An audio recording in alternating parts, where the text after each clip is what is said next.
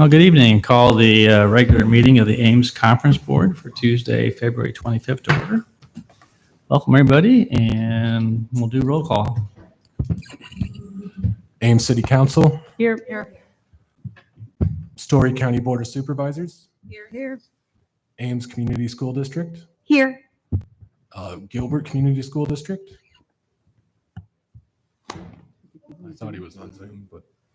Gilbert, are you on the online? On the The phone? audio cut out. Were you asking for Gilbert? Oh, yes. Yes, please. Yep, here. Nevada Community School District. Here. United Community School District. Very good. And we also have Council Member B.D. Hansen is also on the line too. So, excuse me. So, Conference Board, just as a reminder, when we do a motion and second, we have to have two different voting units. So for City Council, if we make a motion, then we cannot second it. Would take a school board or take supervisors to go ahead. We have three voting units present tonight. And for school district, when you vote, if there's a disagreement, it would need to have, two of the three of you would have to go ahead and be in favor of something in case that happens to come up. So anyway. All right, so we'll move on to item number 2, motion approving minutes from February 27th, 2024. Everyone had a chance to read them. I had just a couple of items. From the 27th, my name is with a C in here and it's with an R. So Okay. minor, just minor to change that. Anything else? Entertain a motion to approve. Move approval as amended. Ames City Council, there's a second. Second. Supervisors? Those in favor of the motion, please say aye. Aye. Any opposed or abstaining? Motion carried. All right, move on to item number 3, annual report highlights from our city assessor, Sherry Plaguey. Good evening, everybody. I would love to present to you our annual report and budget proposal for the Ames City Assessor's Office. The first thing I want to just let you know is the duties of the Assessor's Office are mainly to classify and value all property. We do also accept and recommend allowance or disallowance on 48 different types of credit and exemptions. But the most important thing is that we provide fair and equitable assessments as the basis for funding local governments. What we do not do, we do not calculate or collect taxes. We do not determine consolidated tax rates or levies. We do not set market value or purchase price. We do not determine laws or rules for our particular office either. We do follow them, we do not set them. Some of the things that we have done in the past year, all of our land values are being repriced for the 2025 assessments. We are finishing that up right now so that we can get our notices out by our April 1st deadline. We did send out letters to all the condo complex owners who are owners of the entire condo, so there are no other ownerships besides just the one. Back in July, just to encourage those people to remove the regimes if they were never going to actually sell them as individual units. Condensing down quite a few, we did send that out in July, and we did get a very good response with that letter this year. Staff has done an amazing job with getting everything done this year. They've also attended classes so they can further their education, and we can get the office in a good spot for whenever it is that I decide to retire in 8 to 10 years. We do have an equalization year this year as well, so all property will be getting a notice. Over the next 1 to 2 years, we do plan to complete our reviews by mid-2026. So that will be for the January 1, 2027 assessment. That is our goal, so that we get all the property reviewed throughout the entire city by that time. Also, getting the remaining full-time positions filled, including appointing a deputy. I do have 2 people that are ready to sit for the exam in just a few short weeks. We are also going to finish the migration to city IT. We have done a lot of work this past year with making sure that we have no more duplicate services like when I started, and getting all of those under city IT. And really the last piece of that is getting new computers installed, and getting some other minor things taken care of, our inventory with them downsized to a more reasonable amount of equipment. We had an abundance of equipment. A lot of it was very outdated. And just making sure that we are continuing to refine the procedures and reviewing our pricing, the way we structure things, to make sure that it is beneficial to not only our office, but so that those that are outside the office have the ability to read and understand what we are doing. Over the next 5 years, of course, we're going to complete that reappraisal project. Our goal is the 2027 assessment. Getting all those procedures for our regular reviews in place. So for future years, we will go out and do a certain amount of properties. Once every 6 years, we will do a rotation, instead of what we've been seeing is some properties that had not been reviewed for at least 20 years or more. Finalizing all of those guidelines, getting some reports out to the website, so we have some information out there for people to look at, so they can see that we are being fair and equitable to everybody, and making sure that we have staff attend those classes so that they can also advance into some of these other positions that may be available within the office. And of course, always public outreach, trying to get more information out to the public, especially when we have new exemptions that may come on board, like we did last year with the Homestead 65 exemption. The staff, we have had some accomplishments as well. Ian and Colton are the 2 newest hires. They are the temp staff. Ian was hired in October of 24, and he has reviewed 404 properties in 3 months for this project. And he also has assisted with reviewing pricing. Colton is our newest hire. He just started about a month ago, and he is busy trying to learn all of the new and exciting things that we have in the office. Dan is probably the most tenured person in the office. He's been there since 2017. He has attended several classes. He was responsible for consolidating all of those condo units down to just a unit for, or a parcel for, the entire project. So this year, 2,607 units were downsized to just 75 parcels. A lot of that work was done in just the month of January. We were waiting for the auditor's office to get us all that information before we were able to complete it. And so this last month, we've really been working hard on getting all this done before the assessments go out for the 2025 assessment rolls. We did have 109 new parcels that were created with 7 subdivisions. And he has reviewed 1,245 sales to help determine either a nut code is good or bad. And that nut code is what the state uses in order to determine what they use for our equalization purposes and what we use to set value with.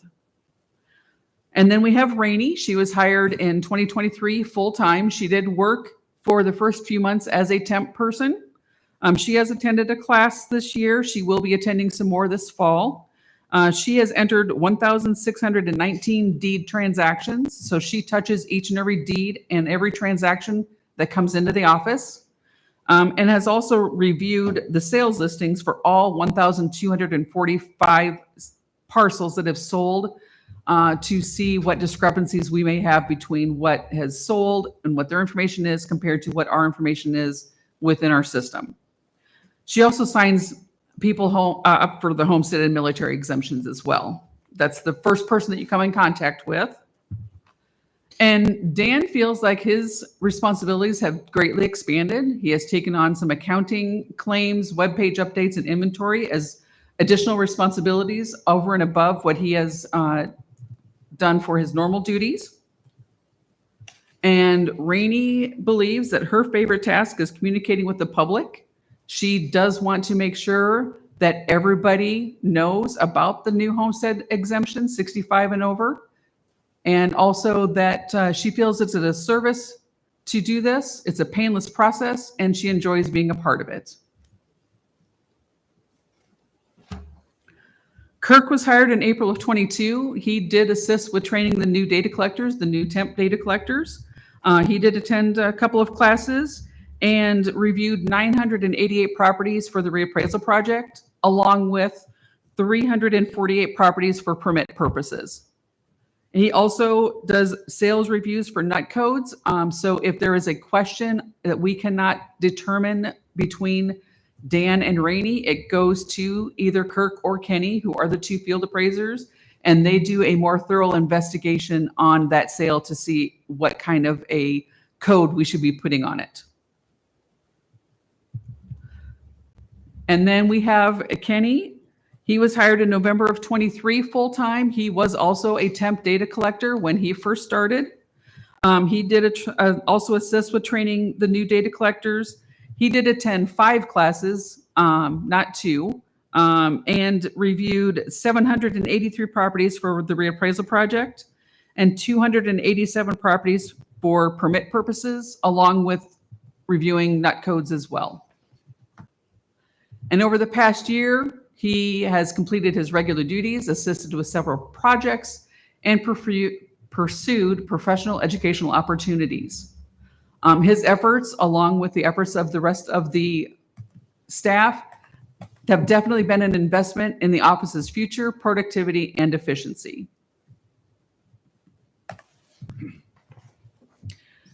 And then there's me. I continue to oversee the office, improve the processes that we have. We have regular staff meetings to get everybody involved in making those decisions.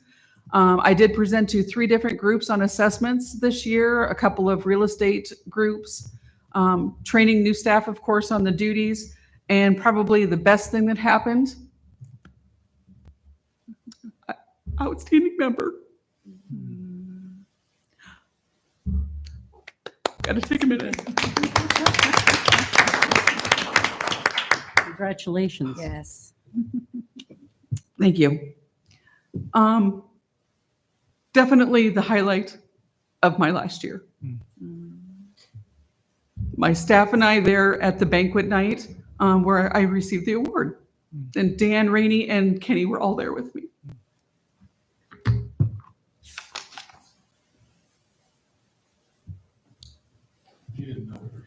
Yeah. I had no idea it was coming. Not at all. It was a complete surprise. And it still gets to me. Okay.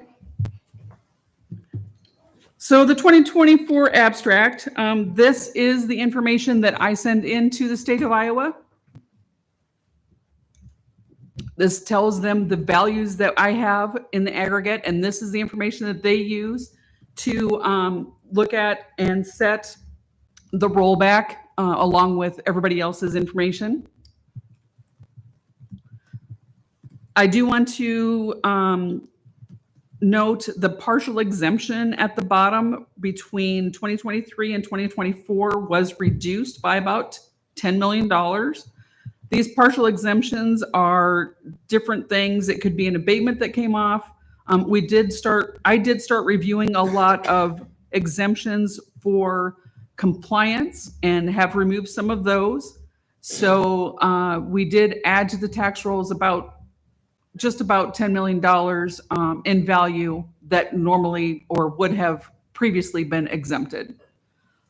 The 100% exempt, that is property that is ISU, county property, city property, school property. Those are the 100% exempt properties. This does also include properties that would be exempt because they are a church or an organization that is a 501c3 and meet all the qualifications, and some of those other 48 different credit and exemptions that we have out there that people can apply for. Now, this did increase. We certainly have more than $220 million in value on all these properties. And moving forward, we do get a little bit more each year done on them. The state of Iowa, the code does require that we have value on all of them. A lot of the time people don't, because why have a value on something that's never going to sell? But the law does state that we must have a value on there. So a few years ago, we were told by the Department of Revenue that we needed to start getting those values into our system. So as time allows, we go out and get some things reviewed and get them priced, even though there is no actual value that is obtained from that as far as a tax purpose.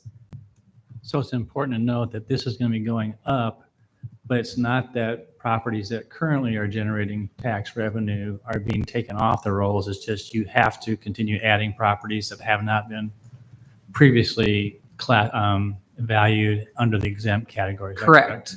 Yes. So for instance, if you were to go out and look at many of the properties that either ISU, the school owns, you will see a zero value. We just have never done anything with them because there's no real tax benefit to doing that, except for it says it in the code. So I'd like to follow up with the mayor's question on that.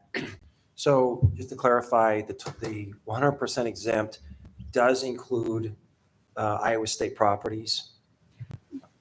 So this value doesn't, it will include those properties. We just don't have value on them yet. That's why it's only 220 million, because there's certainly more value in the entire city. That is, it's much more than 220 million. I figured it would be more like $1 billion, $1 billion total in exempt value. If you add up all of the city property, all of the county property, all of the schools, the school district property, and all of ISU's property.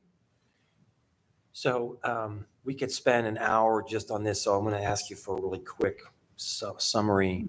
So I understand what your team does when doing an assessment on a residence or commercial space, but do you have staff that is trained to do assessments for a CY Stevens?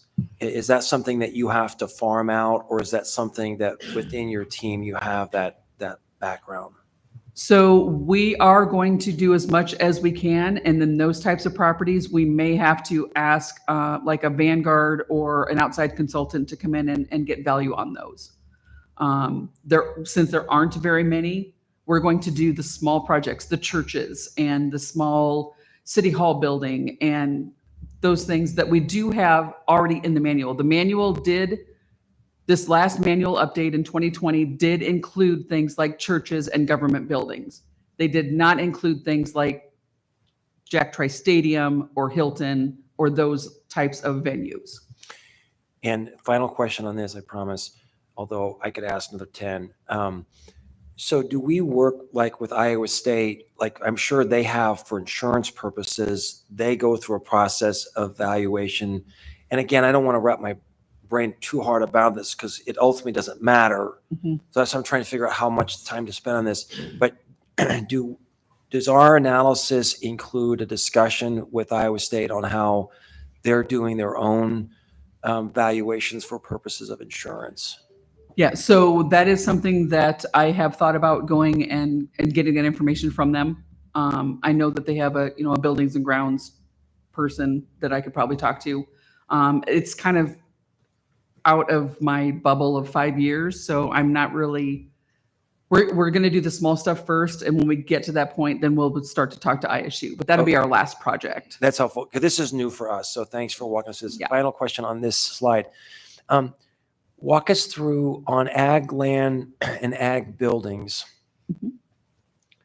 There is, and it's not a huge amount, but there's a 5.6.2% decline. Could you walk us through that?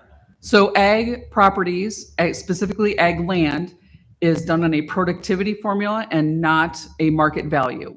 If it was on market value, it would be 4 times what it is. The productivity value is provided to us by the state of Iowa, by the Department of Revenue. And then what we do is, in conjunction with the county, we have to figure out what the total value is for ag property and then divide out the total value down to a parcel level.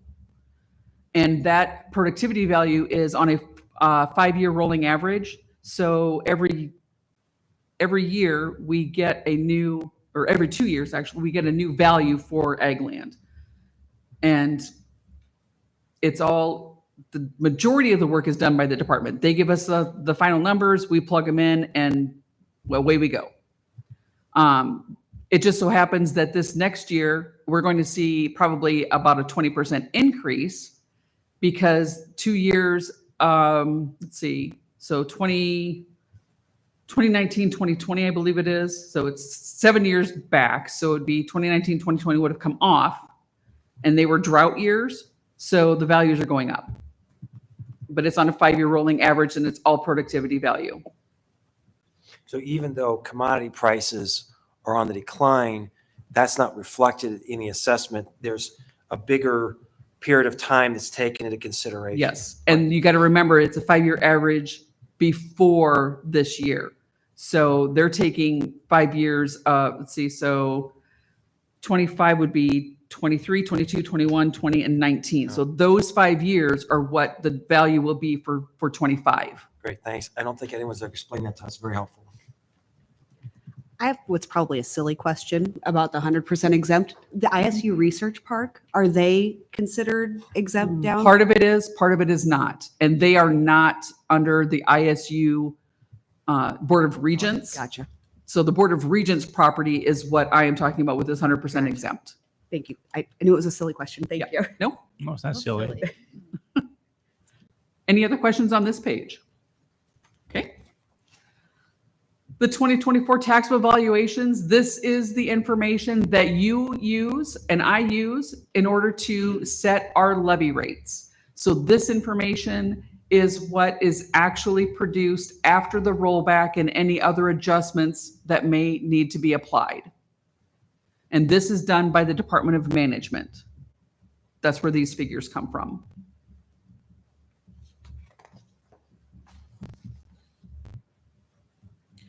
So just a little breakdown of all the parcels. Total parcel count we have right now, as of January 1 of 25, we have 18,798 parcels. Of that, about 87% are residential parcels. How much did that number decline given the work on combining the parcels? You know, I did not look at that. I will look at that though, and I can certainly give you that information. I'm thinking last year we condensed,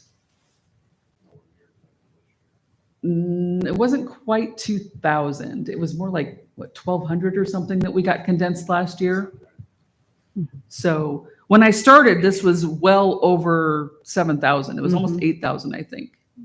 Mercy. So one point on that, thanks for raising that, Gloria. The consolidation also really helps homeowners. So it's not uncommon for an escrow to be set up for taxes and insurance, and the taxes are paid on the main property, but then the lender doesn't take into account that side, maybe it was an abandoned alley or the strip of property, and that property then goes to tax sale. And there's all this drama over this. So the fewer of those little stray properties, that really benefits our residents. So thanks for doing that. yeah. So the next page is just residential parcels, and you can see the breakdown of what we have for single family homes versus duplexes, actual apartment buildings, fraternities, co-ops, and townhomes, and then condo units. So single family makes up about 64% of our total residential parcels that we have. And this year we did review about 2,500 parcels. And of those that we did review for the reappraisal project, 53% were a full inspection, meaning that we were able to not only view the exterior, but also the interior of the homes. So we got a good idea of what the condition was. A lot of times condition can be very subjective. So if we have, the more properties we get into, the better we have for data when we do our final values. And I do want to point out, we had about 1% that actually refused us completely, which I believe is a very good number. We did have some that refused an inspection, but we did have them either answer questions over the phone or they did respond to the letter that we sent out. But just 1% of not wanting us there at all and asking us to leave, I think is a pretty good number for what we went through. Do you ideally want to be able to get into the house, or does it not matter that much? I don't Well- really have a good concept of that. So good question, because we really don't know. People like to keep up the exterior of their homes a lot more than they do the interior. So it actually, for the most part, does benefit the homeowner if we are allowed in, simply because we have had properties, and I have been into properties where it looks perfectly fine on the outside. It's very well maintained. It's immaculate. You go inside, and it was an infestation of raccoons, and they had destroyed the property. So we had a very high value on it because it looked great. It looked fantastic. You go inside, and they actually tore it down 2 years later because it was so bad they could not repair it. Wow. So in that instance, the homeowners were gone over the winter, and they had a raccoon family moved in. I've also been in houses where they had a fire and there was no second level anymore, but you could not tell from the outside that there was a fire. So if we are not allowed in, or if we don't get a response, that house looks perfectly fine, and we're not going to know without some contact from the homeowner or the person who is in charge of that there is anything wrong. And it goes the opposite way. There are some that have really nice interiors, and they think, if I keep my house looking bad on the outside, nobody's going to want to come here. So it goes both ways. But for the majority of the time, the interior of the house is not as well kept as the exterior.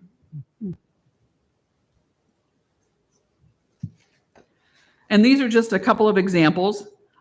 This one, the 2004 photograph, and then the 2024 photograph. We can tell just by the picture, and the 2004 is the last time it was actually reviewed. So this one is an example of not being reviewed for 20 years. It did not have a lot of change. It did have paint, and the roof was replaced. We can tell that just by the photo. This next one, we can tell that the roof was replaced, the windows and the doors were replaced, and it was repainted. So some minor changes over that 20-year period. This one, we had nothing about the roof being replaced, the windows and doors being replaced, and it was also recited, and none of that information was in our records. We did not have, and if we did not do a reappraisal project, this condition of the home would be definitely better than what it was in 2004. So this would also tell us maybe we should ask more questions about the interior as well. And this last one, the roof was replaced, the windows and doors were replaced, it was recited, and we looked at it, got inside, and that front porch is now part of the living quarters. So they've made that into a little den area. So it does benefit us going out and looking at these on a more often basis than 20 years. This one happens to be, 2009 to 2024, but for the most part, a lot of them have not been reviewed for 20 years. So our workload, we did have 840 permits this year for various reasons. Either there was something to do with exterior renovation, there was demolitions, owner requested reviews. Maybe we had something that they didn't agree with on the website and we needed to review them closer. Interior inspections, new homes, new additions. And then the administrative reviews, a lot of this is what I do. The exemptions, 28% of the administrative reviews were because of exemptions. And those take up a great deal of time. Each and every one of them that comes in needs to be reviewed by looking at not only what their information is, but also reviewing what code section they apply under, and making sure that we don't have any outstanding court cases, decisions, PAB decisions about that type of exemption to help decide whether or not an exemption should either be approved or be denied.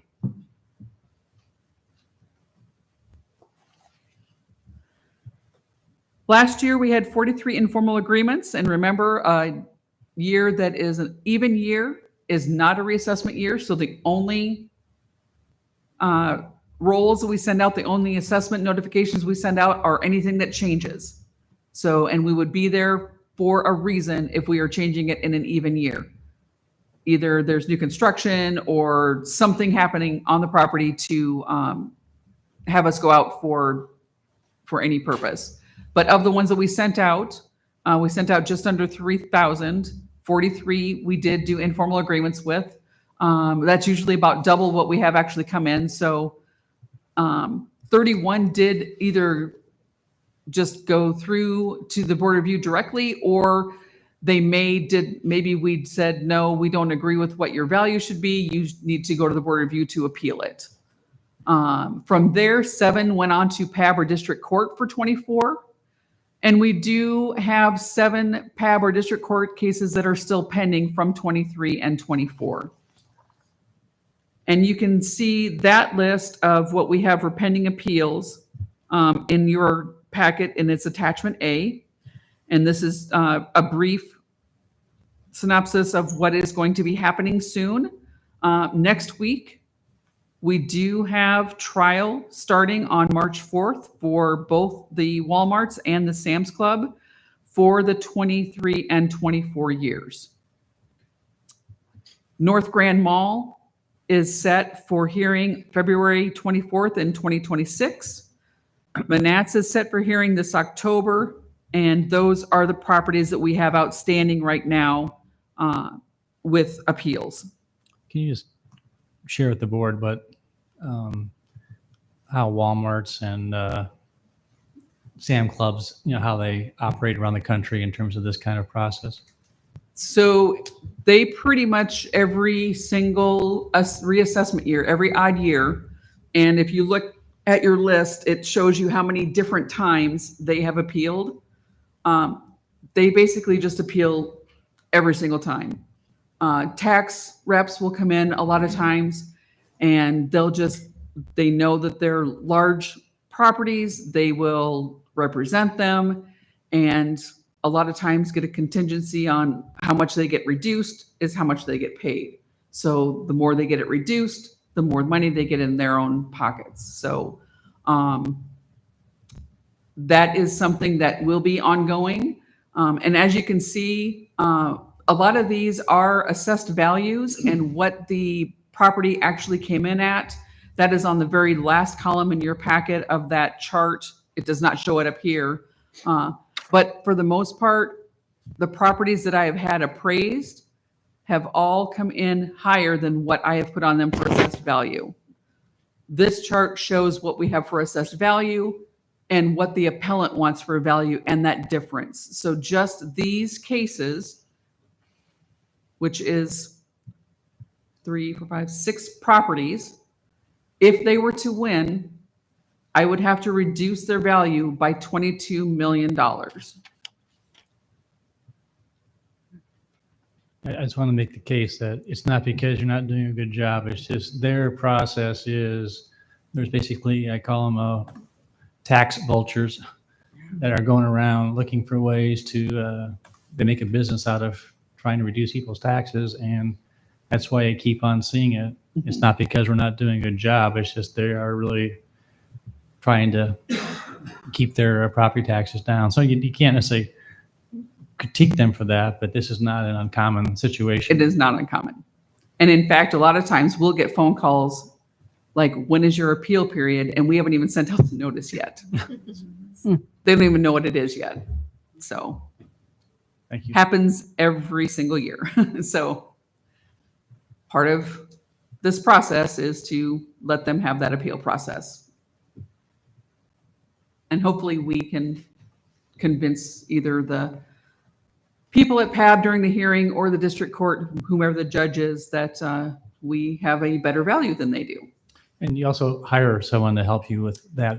Yes. So in particular, for the Manats and for the Walmarts and Sam's Club, we have an outside counsel for those in particular, simply because there's one person in the state that does a lot of representation of boards of review and assessors offices for Walmarts in particular. And he has won more of those cases than he has lost. And so we really hope that he can help us next week and win our cases as well. There have been appraisals done on all these. All of the appraisals that come in higher. And there have been, well, for instance, in Marshall County did win their case just a few short weeks ago, and they have appealed up further. Walmart has appealed it again to the next level after district court. So, Does that take a ton of your time? yes. Again, a lot of research to find court cases and information for appraisers and appraisals and reviewing all the information in the appraisal. Some of these appraisals are 200 and 300 pages. So it does take a great deal of time. Okay, on to our budget.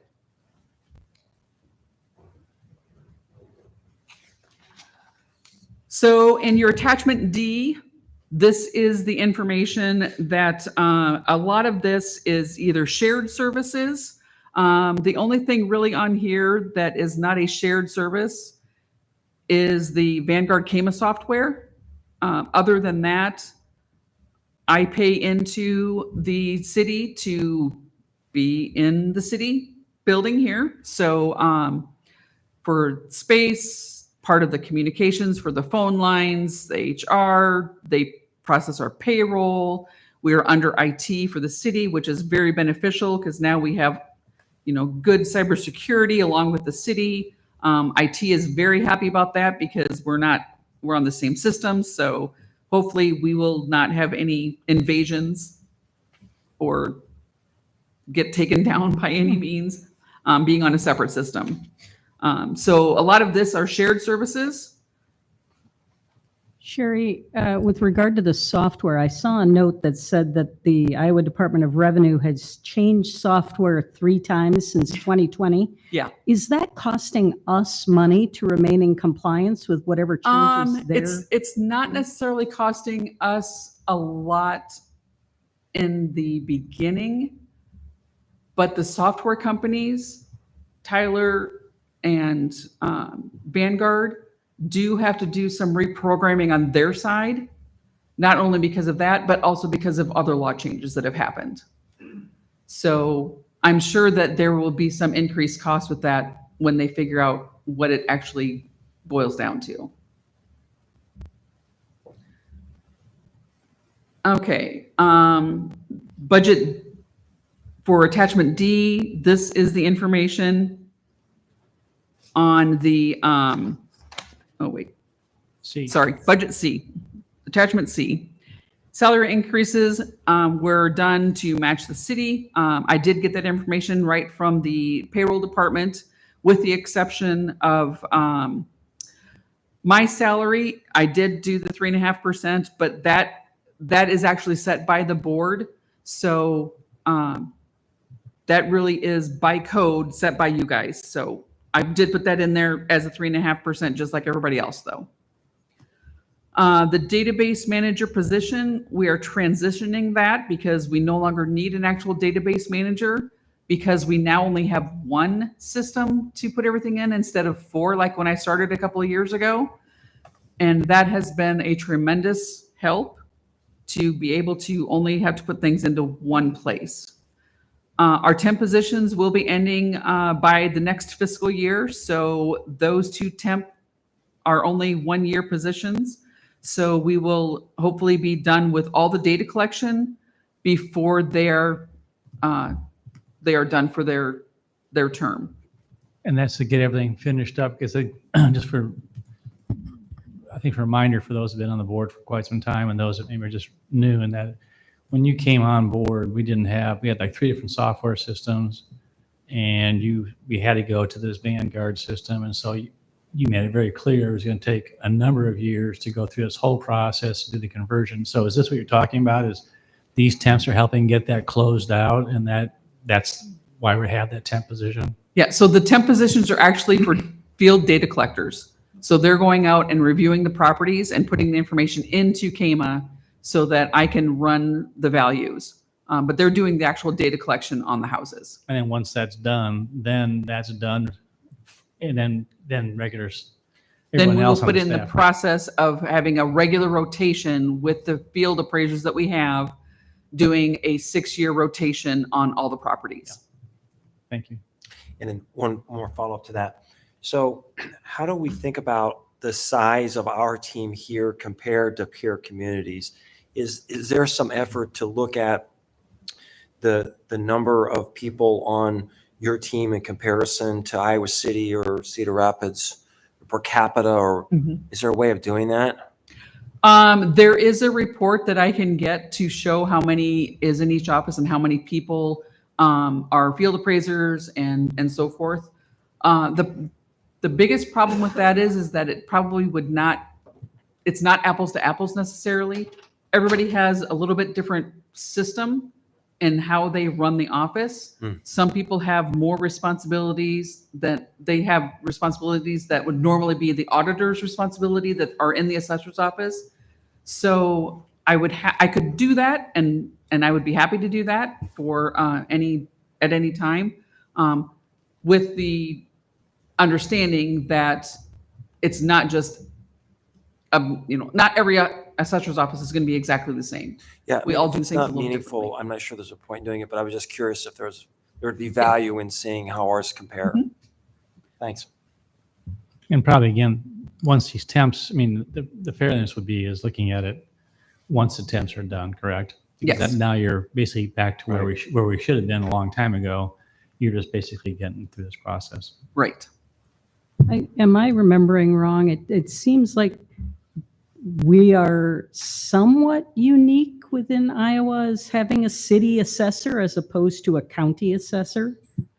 So Ames is one of 5 now. Okay. No, 6. There are 106 jurisdictions. Clinton combined. So there are 106. So there are 6 city assessors throughout. Really what would be beneficial is to focus on parcel count and how many are improved parcels rather than unimproved parcels or total parcels. Because that's really where you need people on the ground looking at property, is those improved parcels. That makes sense.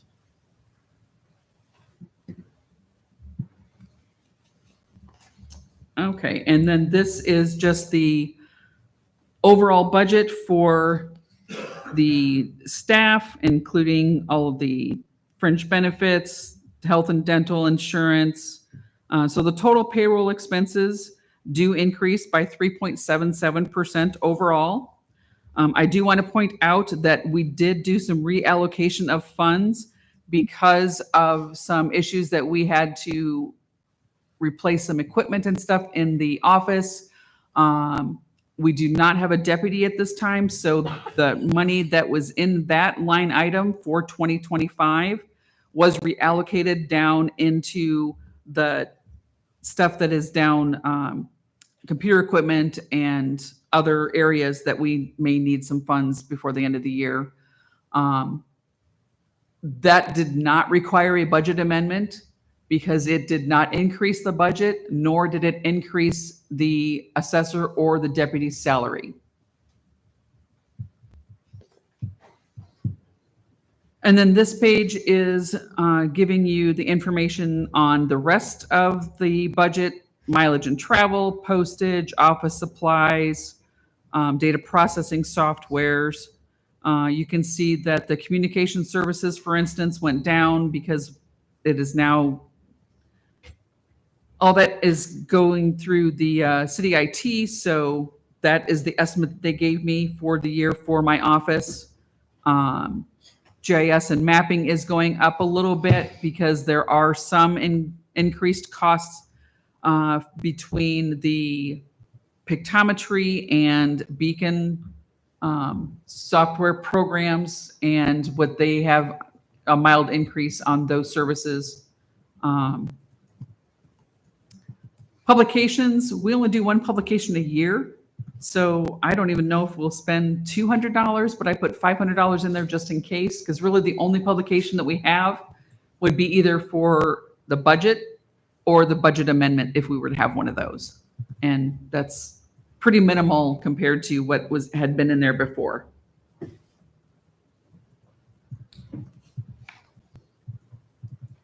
And then this is the rest of that spreadsheet. I did allocate $10,000 to special projects because our copier was going to no longer be serviced, and it was about 15 years old. So we did have to replace that. Along with some office computer purchases, we did have to replace quite a bit of the computer equipment. A lot of it was outdated, some of it 9 to 13 years old. And by the end of October, I believe, or the beginning of October, we would no longer be able to even use those computers because they would not be supported any longer. So we had to get them replaced. So the funds, most of the funds from either the deputy or the database manager positions were reallocated down to do these other things for this year. So in total, the budget is going up about 2.3% overall. However, my levy rate is going down 6.76%. And the reason for that is because we did have a good ending fund balance last year and the year before, and I am drawing that down. If you were to, this is what will be published. And if you look on that line where it says the proposed expenditures of 1.617 million, if you look over at the beginning fund balance, there was already 908,000 in there. I am drawing that down. So the estimated ending fund balance for 26 will be 390,000. So just under a third of the budget total will be in our ending fund balance. And that will get us through hopefully until we start collecting taxes again, like in September, October. Any questions on that? Questions? The one question about, I actually applaud your drawing down. There's no sense to have a large fund balance, but drawing down almost $500,000, would that mean that next year there might be a significant levy rate increase because you didn't have that extra money to help draw down your or reduce the expenses? I don't believe so, because I don't expect to actually spend all of my budget this year. So Okay. there's going to be some that's going to carry over from that as well. Yeah. I know that, I think that all of our entities have here really tried to keep our levy pretty steady. And so it's just, and your levy is pretty small. I mean, 30 cents or 31, 32 Yeah. cents. I can't go over 67 and a half. Yeah. But when I the first budget that it came in at, it was at like 35 cents per thousand. Last year it was 32, and now I got it down to 30. Yep. And I would expect it to stay right around that Well, in the future. and you're also going to eventually soon drop off $100,000 for temps also. Correct. Any questions? All right, let's, is there a motion to receive the proposed budget? So moved. Second. All right, any discussion? Those in favor say aye. Aye. Any opposed or abstaining? Motion carried. Entertain motion to approve the proposed budget for publication. So moved. Second. Thank you. Those in favor of the motion, please say aye. Aye. Any opposed? Motion carried. Okay, do you want to talk about board of review? Or you want to go to our public hearing date and then go to the board review? We can do board review. All right. So the board of review does have one member that is an expired term, and she has asked to be reappointed. So I would recommend that she be reappointed for another 6-year term. She does very well on the board. She is the probably the most experienced on the board currently, and she has been the chairman for the last couple of years of that board. And I might just add that we are blessed to have 5 people willing to serve, and they do a great job. And sometimes it can be a challenge to find people that meet those qualifications. So it was music to my ears to hear that Gail was willing to be reappointed, subject to the conference board, of course. Questions? Entertain motion to reappoint Gail Johnston for a term effective 1/1/2025 with a term to end 12/31/2031. So moved. Second. I move second. Those in favor, please say aye. Aye. Any opposed? Motion carried. All right, we'll move on to item number 6. Entertain motion to set the public hearing date for March 11th, 2025, 5:30 PM for the FY 25-26 proposed city assessor's budget. So moved. For a second? Second. Thank you. Those in favor say aye. Aye. Any opposed? Any opposed? Motion carried. Any unfinished business? New business. I think you saw the information regarding the mini conference board. And Mark, do you want to weigh in at all on this whatsoever? Sherry did ask Mark to offer an opinion on whether or not to continue or discontinue mini conference board, and just the reasons therefore. So, Mark? Yeah. So Sherry and I have talked about it, and she had done an analysis, and generally I agree with her analysis. It's we've got the recent changes to the open meetings law that require that a video or an external component, video or audio, accessibility for the meetings, and so we would have to comply with that. It's pretty clear it's an advisory committee or advisory board under the open meetings law, which means that it's still subject to all the open meetings law requirements. I do have concerns that Sherry raised about the mini board, making a recommendation on the budget, because that's really set out in the Code of Iowa as a responsibility for this board. So, can they do it? Maybe, but I think it's cleaner if it's done by this board than done by the mini board. Questions for Mark? All right, is there a motion to continue or discontinue the existence of mini conference board? I would move we discontinue the mini conference board. Is there a second? Second. Okay, any discussion? I do want to thank those that have served on that previously, and I think has been some question for the past few years. Why does this exist? Why is it going on? So I think that this it's just refreshing to have something sunsetted that is definitely can be sunset. All right, those in favor of the motion, please say aye. Aye. Any opposed? Motion carried. Prior to the meeting, Sherry and I did meet. I just have one more item on the new business before the meeting date and time for conference board. She has kind of just used her own idea on what to set for an ending fund balance. And she's been shooting for 30 to 35%. I just think it'd be appropriate to put on an agenda for the next meeting, just to say, let's set a policy for her in terms of what we'd say is being a minimum fund balance at the end, so she knows what to shoot for. I know that council has adopted policy on that. Maybe the school districts, county, and have also done the same thing. But if you're all right, I would just ask that we just get a motion to place on the future agenda, establishing a policy for ending fund balance for assessors' use. So moved. For a second? Second. Thank you.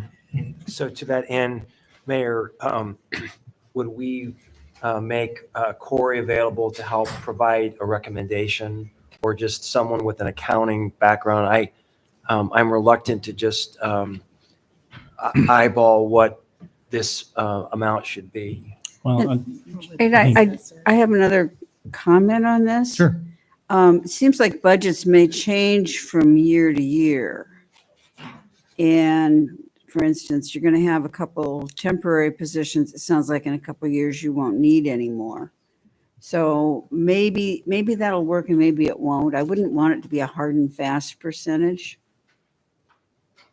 Well, yeah, just say a minimum Guideline. balance. The point is she can be more than if she wants to. It's just more or less. Oh, okay. I thought you were looking at it from the other way. Oh, I'm There'd be sorry. a maximum If balance. if I said that way, I'm sorry. I meant to say giving her a floor that she has to maintain a minimum balance. She can always do more if she wants to give her, and it may float from time to time, but. Okay. Okay. Thank you. and- I'm glad I asked the question. Yeah, Now thank I- you. Do you want to comment on that too, Sherry? Yeah, that is traditionally what I've been doing in the past. I've been estimating budgets for the assessor's office for 15 years. So the 35-ish% has always worked well, and keeping that fund balance in there enough so that we can get through the first few months of the budget year and be able to pay the bills and payroll. Yeah, and I guess, Tim, to your point, we could ask Sherry to contact Corey, but given her 15-year track record and knows what she needs to operate, it just seems that I personally am comfortable with her, giving us some feedback. She and I did talk, and she said 30 to 35%. Said, well, let's just err on the side a little bit higher. We can always change the policy. It can go down, or we can abolish it in the future too. But I just thought it'd be helpful for her instead of having this. She's trying to make some call. I think she's doing a great job. It's just more or less giving her some idea. And I would agree that having your recommendation as a starting point would be helpful. It's just I have a high regard for Corey and just sort of the work he's done with thinking through developing cogent policies on this. I think it'd be helpful to have his additional input. So, All right, everyone understand the motion? Those in favor say aye. Aye. Any opposed? Motion carried. Okay, Sherry, do you have any recommendations on that next meeting day is March 11th, right? And there was one other agenda item on there about having the meetings on a council night or not. I don't know if you want to continue that. Sometimes if we have something that goes over, it's 6 o'clock right now, so we're just at the very beginning of your council time. So if we have a lot to discuss or something, it might be better if we were to move this to a non-council night.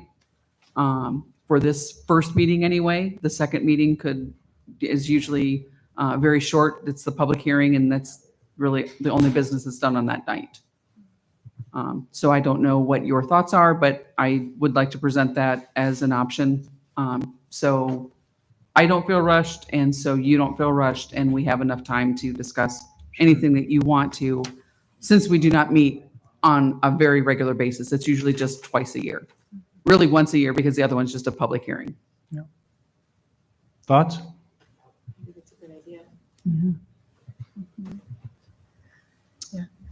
I like that idea. All right. I entertain a motion to consider future meetings to be not scheduled on a council meeting night. So moved. There's a second? Second. All right, thank So you. the downside is that we've got a lot of structure that we have in place to have that meeting already. So there's some great efficiencies. And I don't know that, I can't remember in the last 11 years where we've ever ran out of time for this meeting. So it seems like it's worked okay up to this point. And we can read materials in advance that are provided to us. I don't know, I just like the efficiency of having it in one meeting. Yeah, it's true from a council standpoint. I think there's other people under consideration too. We could do is we can also, Sharon and I can work together and look at some, dates. We can talk about it. We can float it out with the council. And I think if it was every month, it'd be one thing, once a year is different, I think. Mhm. The point is that the hearing is on a council meeting night, but it's at 5:30 and typically it's a shorter meeting. Right. You just So take- that's not going to be changed. It's more or less this particular This meeting, particular the annual meeting correct. would be a different evening just to give more time.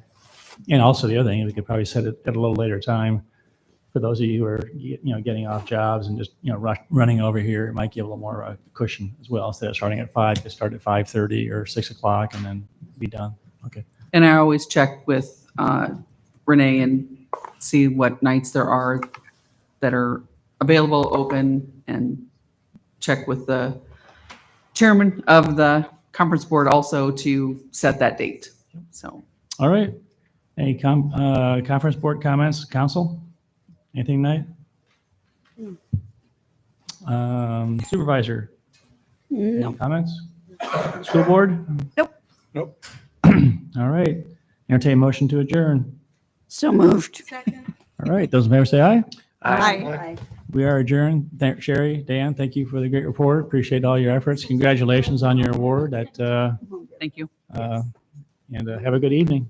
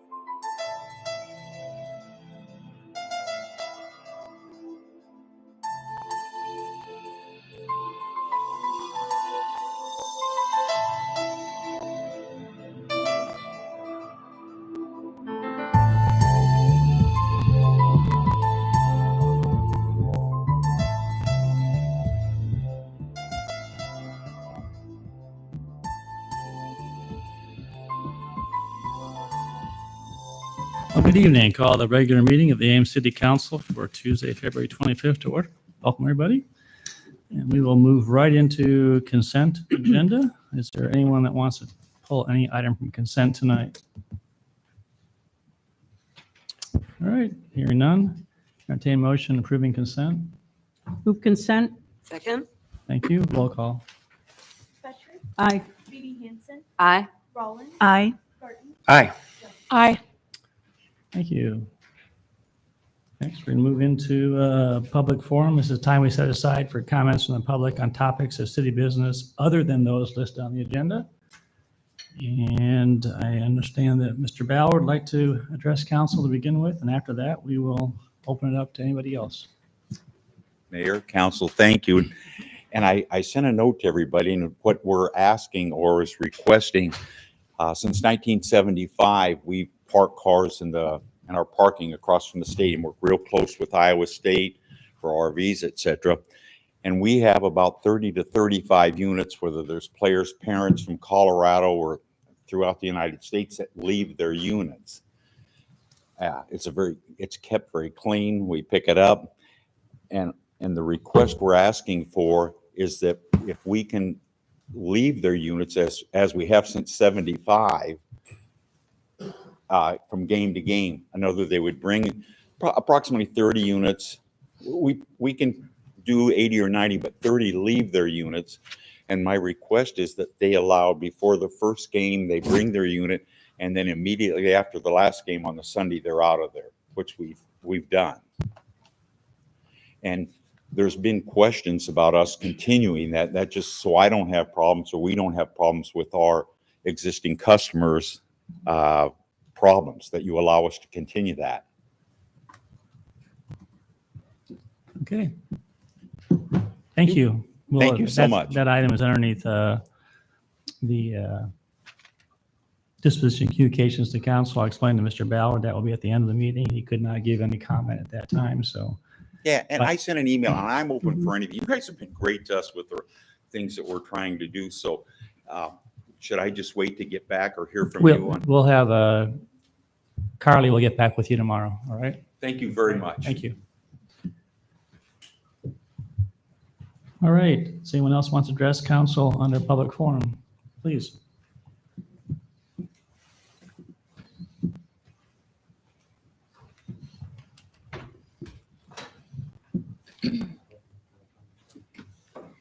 My name is Julianne Primer, and this is Diane Burt, and we're here with the Ames Interfaith Refugee Alliance.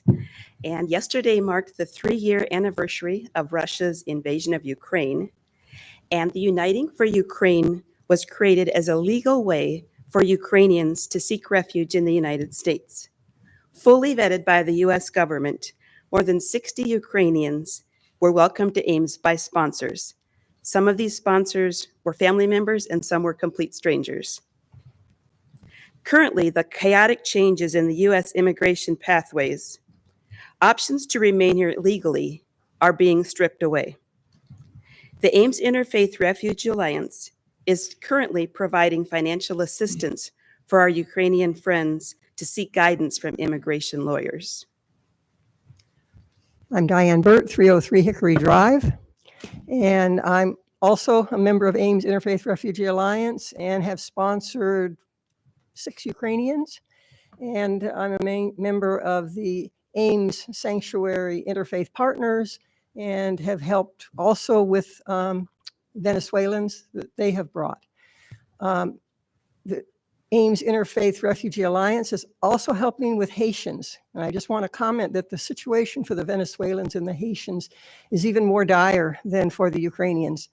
They have already had their temporary protected status shortened from essentially it was to go into 2026. Now it's going to end in August of 2025. They are not being allowed, or at least they've been told they will not be allowed to reapply for work authorization. So we're going to have, and this is likely to happen with the Ukrainians too.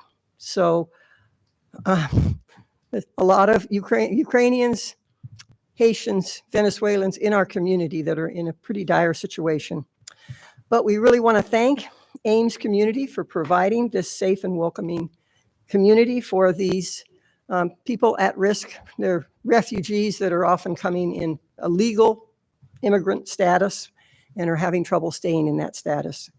And we continue to pray for just peace and for a safe and secure future for newcomers in our community. Thank you. Thank you for coming and what you're doing. All right, is anybody else? All right, we'll close public forum and we'll move on to item number 22, discussion regarding public camping. And council, I am going to set a 1 hour time limit on this topic this evening. Doesn't mean we need to go to 1 hour. But I'm anticipating that maybe we would spend about 30 minutes discussing the questions that Mark's proposed. Again, if we're done shorter than that, that'd be great. Maybe 15 minutes for public input if there is any, and then 15 minutes to close up the conversation. Again, if we can be done sooner, that'd be great. And I think we just want to get some clarification. We noted that the title on this is discussion of proposed ordinance prohibiting public camping. And I think that in retrospect, that certainly is a misconstruing implication. This is just for clarification, this is just an opening discussion this evening amongst council and to get some public input on this topic. There's no ordinance tonight for us to consider that's been drafted.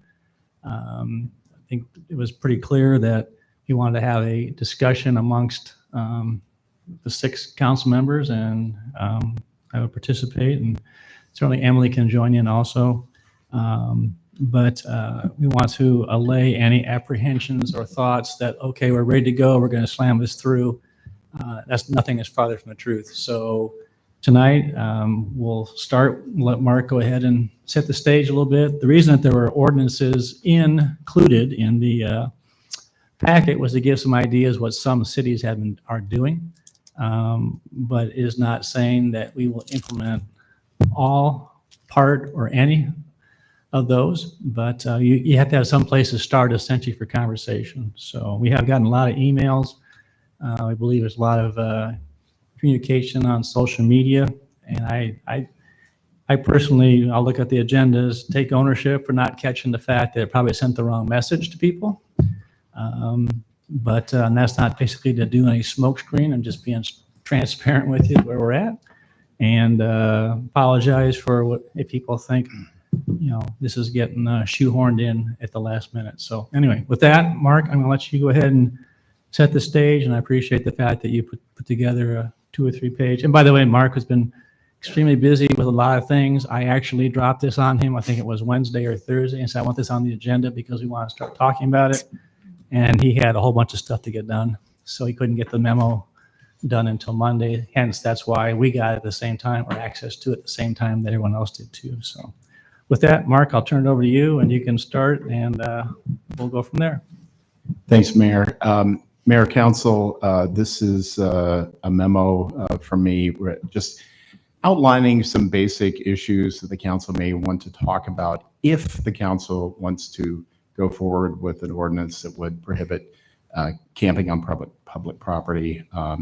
Obviously, the issue here is homeless people. That's what has been talked about, and this is one vehicle, one method that other cities have used so far. Des Moines, Waukee, and Ankeny have implemented these ordinances to address some problems there. And so I've provided the 3 ordinances from the different communities, and I've just written a memo that goes through just a few things to decide which are, or to talk about. I mean, does the council wish to prohibit camping on public property? That's sort of the threshold question. Does the council wish to also prohibit sleeping on public property? Des Moines does that. The other 2 communities do not. Does Des Moines wish to prohibit storage of personal items on public property? All 3 of the ordinances do that in some fashion. Does the council wish to include a provision concerning removal of a campsite where multiple people have established a camp together? The Des Moines ordinance has that, but they've had a bigger issue with that in Des Moines than anywhere else. And what should the penalty be? And should the ordinance be a simple misdemeanor or a municipal infraction? So those are just some of the issues. There may be more, but in the limited time I put this together and just as a basis to start your discussion on the issue. All right, I would suggest that we just go through your questions one at a time, and we'll try and maybe shoot for 5 minutes or less on each question. Just keep this thing going. And again, this is, I anticipate being the first of probably several conversations going to happen at the dais. This is to get the ball rolling. And so, so the first question is, does council wish to prohibit camping on public property? Mayor, may I ask Mark to give us a snapshot of where we're already at? So what laws are currently on our books about parks, camping, Sure. obstruction of public spaces? Yeah. Yeah, so can you just tell us what we already have in place? Sure. Good question. I just want to say too that we learned from Iowa State last week. Iowa State prohibits camping on all of their property, just from the standpoint of that's their policy. And would that, so that's a great question. Now, would that apply to parks that are literally Iowa State property? No, that's a good question. That would be another question that I have. Because we have some parks that are leased that are from Brookside. So that's a good question. Yeah, but those Brookside is controlled by the city of Ames, though, so it would be the city of Ames that controlled that, not Iowa State. But in terms of other laws, the park system, there's a park and recreation board that establishes policies for the parks. They have a policy prohibiting camping in the parks. They've had that for a long, long time. The parks also close at 10:30 at night. That's in their rules. So, we've got the park rules. Those are used to, remove people that decide to camp there. Obviously those rules have been waived when, RAGBRAI comes to town, that sort of thing. So that's one thing. In regard to obstructing public thoroughfares, we have a ordinance that addresses obstruction of, makes it unlawful to obstruct a right-of-way or a public parking lot, and it's limited to those. So the right-of-way would be, the sidewalk, the street, the other sidewalk, and then parking lot, which would include any grassy area within the parking lot. So we have an ordinance that says that, and then says that you cannot obstruct any of those without a temporary obstruction permit. And, those are issued frequently to people for events and various things. So there is a process to get a permit to temporarily obstruct. But if you're obstructing without such a permit, then you're in violation of that ordinance. Now, that ordinance was clearly written to address, people putting up, barriers or putting up, piling construction equipment and that sort of thing. I mean, when you read the language of it, it lists those things. And then it says, it has a catch-all phrase that says any other items. So it really applies to anything that would obstruct the right of way. So that's why, sometimes people running for public office stick their political signs in the right of way. The city will remove those because you can't obstruct the right of way. But it doesn't apply to other, that ordinance doesn't apply to the parks. It doesn't apply to, the grounds at City Hall. Or any other public property that's not a parking lot or a right-of-way. But it would apply to sidewalks. Yes. And Does it apply to alleys? You didn't mention those. I'm sorry? Does it apply to alleyways? You didn't mention them? I don't have the ordinance in front of me. I actually printed out a copy and forgot to bring it in. So I can look that up and let you know here shortly. So just restate, it's sidewalks. And right-of-way, which would be sidewalks and streets, and parking lots, public parking lots. And right of way actually goes up to the face of the property line of a building where a person's personal. So in a commercial area, sometimes that actually is a face the building is Right. the right of way. Is that correct? Right, right. And is there any, great question, Brown. Is there any fine, penalty, or anything for violating that ordinance? There is, it's a municipal infraction, just subject to our, municipal infraction fines. Okay. All right. All right. Floor is open.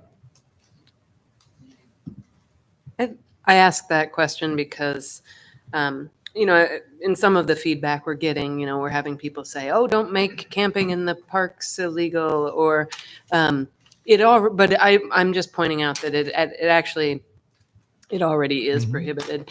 And the point about the sidewalk, I asked that about right of way too, because that again is another place where we've seen, the potential for us discussing this, but it is actually already in place. And so I just want us to keep that in mind, right? These things are actually, they have already been in place in Ames. And so I think we just need to think about that and what that implies. So if it's something that we have just had a hands-off approach on, and we're talking about refocusing on something that is already in existence, I think that's a conversation we can have too. But I just wanted to point out to any folks that are listening or people who have provided us with feedback, just to keep in mind that those things actually have already been prohibited. So, but I'll see what other points people have. Yeah, fantastic question. Definition of obstruction. You said it was designed years ago for barrier. Well, go ahead, Brian. Do you have? I have it up in front of me. Okay. So it's very clear that ordinance was written with respect to things like construction activities. Right. Closer. Sorry. That ordinance was designed with respect to construction activities. It talks about receiving permission, setting out the time to do the work, right? It talks about doing work in the right of way. It's set up to address storage of materials such as rocks, dirt, sand, lumber, brick, garbage, dumpsters, storage containers, erect barricades, false work or form work, keep equipment, or place other temporary obstructions. The other temporary obstructions isn't defined. It's very broad. So I think that's to Mark's point earlier. Right. Kind of a catch-all phrase at the end. Yeah. All right. Thank you. But I mean, it certainly could be understood to include equipment such as someone's personal belongings. And if we've been taking it to understand it to mean political, like yard signs, well, that's not construction. Right. Well, and there's just sort of a general principle too that we control the right of way. I mean, the city actually owns it, and which means we can decide what's allowed there and what's not. That's sort of outside any ordinance, just the basic kind of property law sort of thing. But I mean, I do know someone that's people have wanted to set up a table, and hand out literature or something, that they get a temporary obstruction permit because that's, they're going to be taking up part of the sidewalk kind of thing, or they're going to be on the grass, between the sidewalk and the street. We do issue the temporary obstruction permits for various things besides just construction matters. But it's clear, like Brian said and I said earlier, it's clear from that ordinance that that's how it was written. Now, there's one option to amend that ordinance to sort of make it clearer that that it really applies to all rights of way, and that it applies to alleys, which I think probably rights of way would include alleys, but it'd probably be nice to add alleys into that. So, thank you. All right. I would just add, Mark, with regard to the right-of-way, having been on council for as long as I have, I know that we also do not have the ability to say that you can't picket in the right-of-way, because that's a free speech issue. And as long as people are moving, right, they are not considered to be obstructing the right-of-way. So we had that discussion. Yep. And so our powers to limit what happens in the right of way are also restricted in some ways by the First Amendment and other constitutional rights. Yeah. But we also have used that question of obstruction when we've been considering our sidewalk cafe ordinance in ensuring that a pathway wide enough to meet ADA requirements is left so that people can safely traverse the sidewalk. So just to add to the ways in which we have considered this that are not strictly speaking camping or park orientation, but are other public spaces, especially the right of way.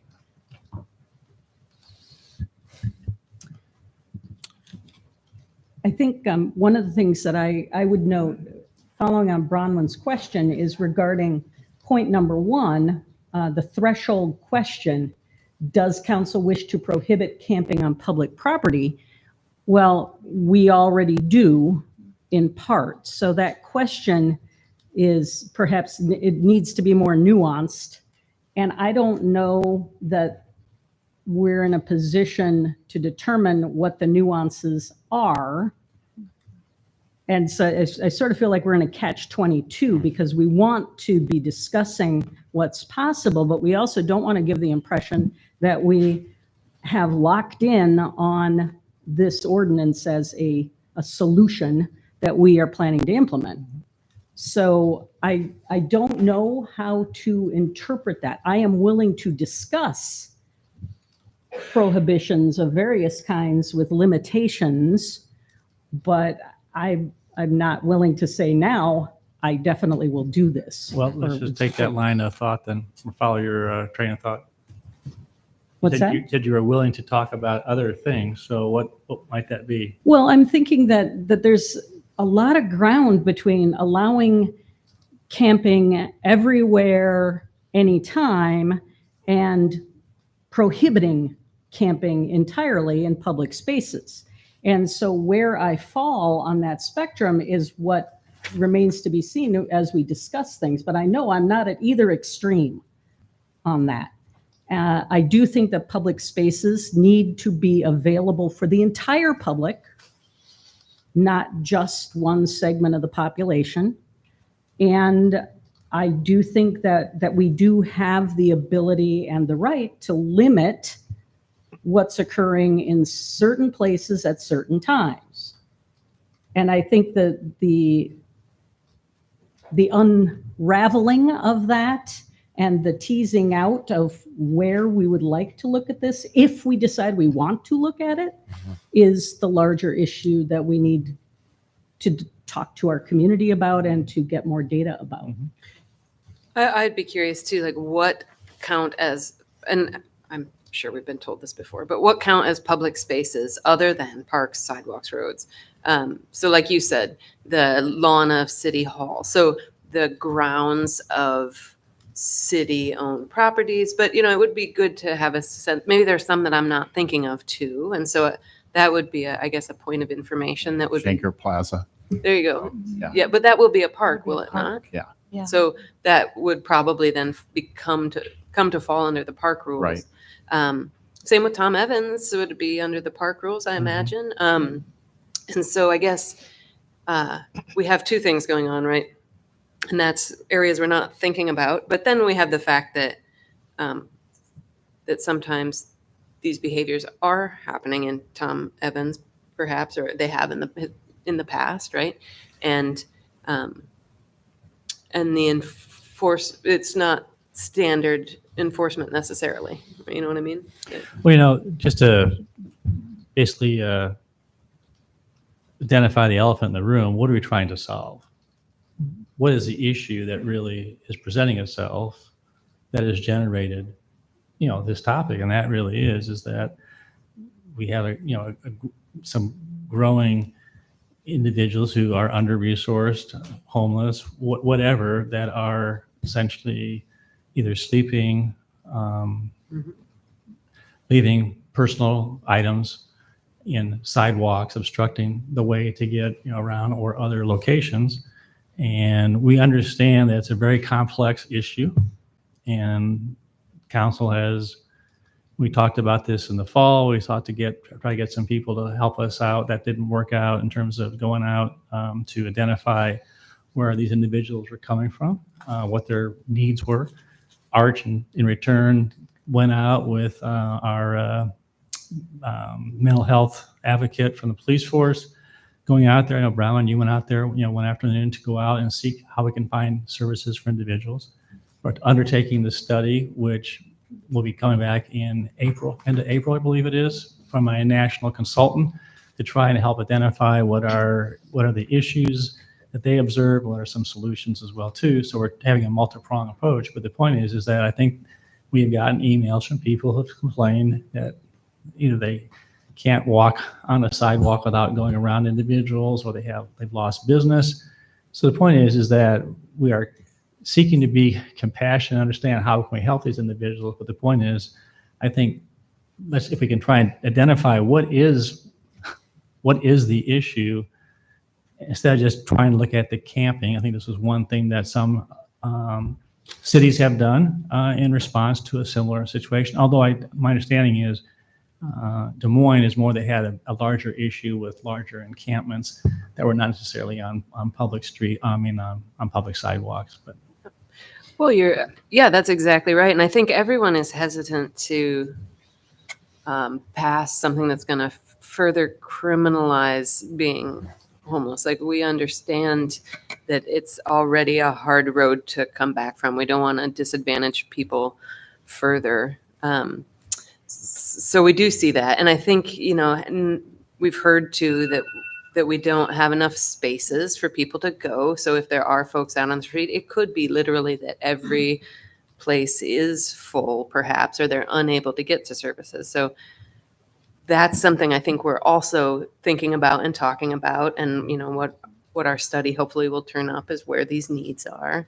But you're right, it's very complicated. So for folks who are watching, I want you to know we are thinking through all these things too.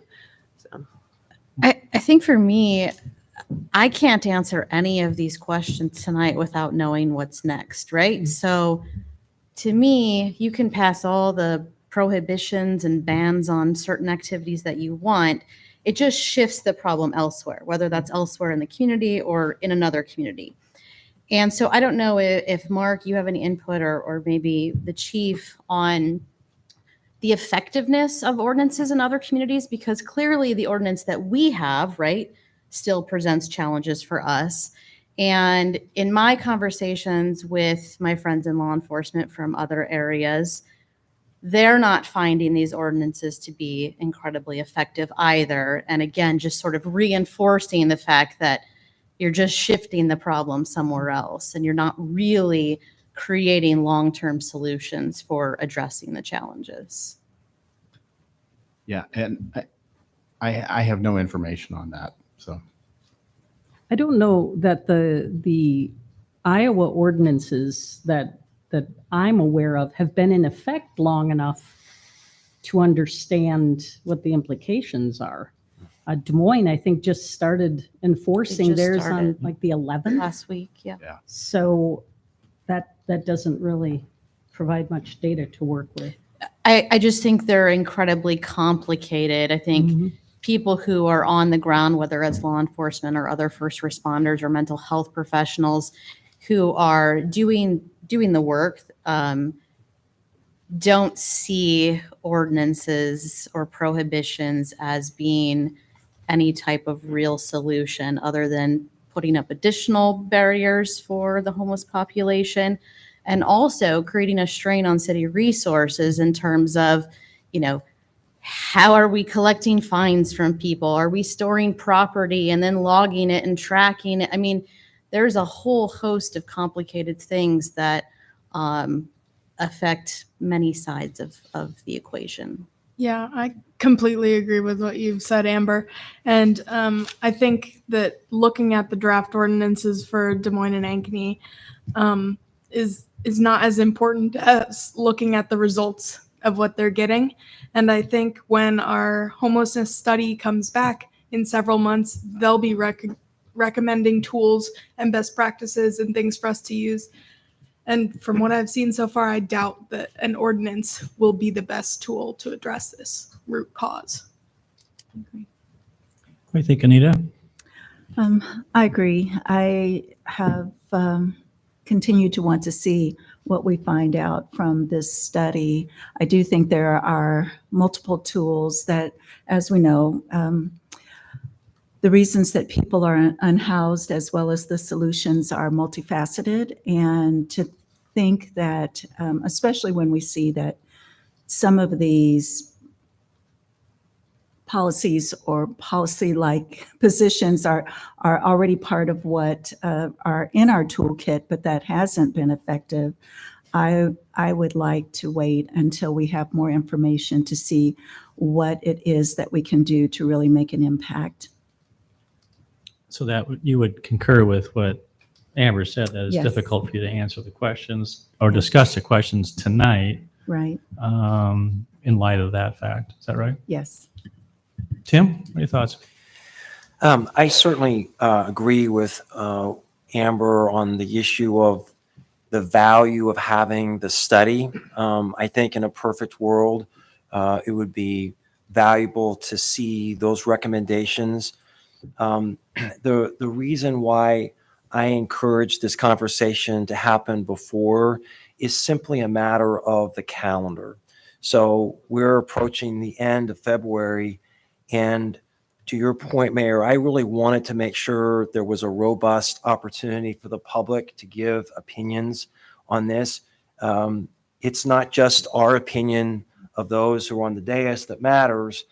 We want to have robust public input to see where the community is on this. So Des Moines may have an approach that, or Ankeny, and we would say, no, that's just not for us. And so part of our deliberation has to be robust communication. But the challenge is, from a schedule perspective, if we wait until April, it would take us a couple of months at the earliest in order to get anything done. And then we're now squarely in the summer. And so ideally we would have a period of waiting, but I just don't see the calendar helping us. And so maybe just a little bit of background on this. I think it's important for people who are first tuning into this to recognize that I could not be any prouder of our city's investment in the asset process. We budget approximately $2 million to help with the needs in the community. And if you don't know anything about the asset process, it's a very robust process where we interact between the social service providers and funders to come up with very tailored, specific, targeted ways of reaching those needs. And it's a role model for any in the country.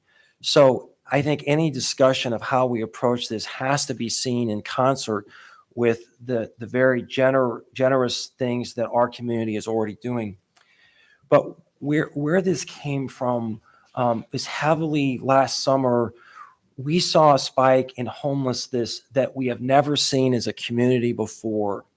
And I would often go by the public library and see 12 to 15 or more people camping, spending the night in front of the library.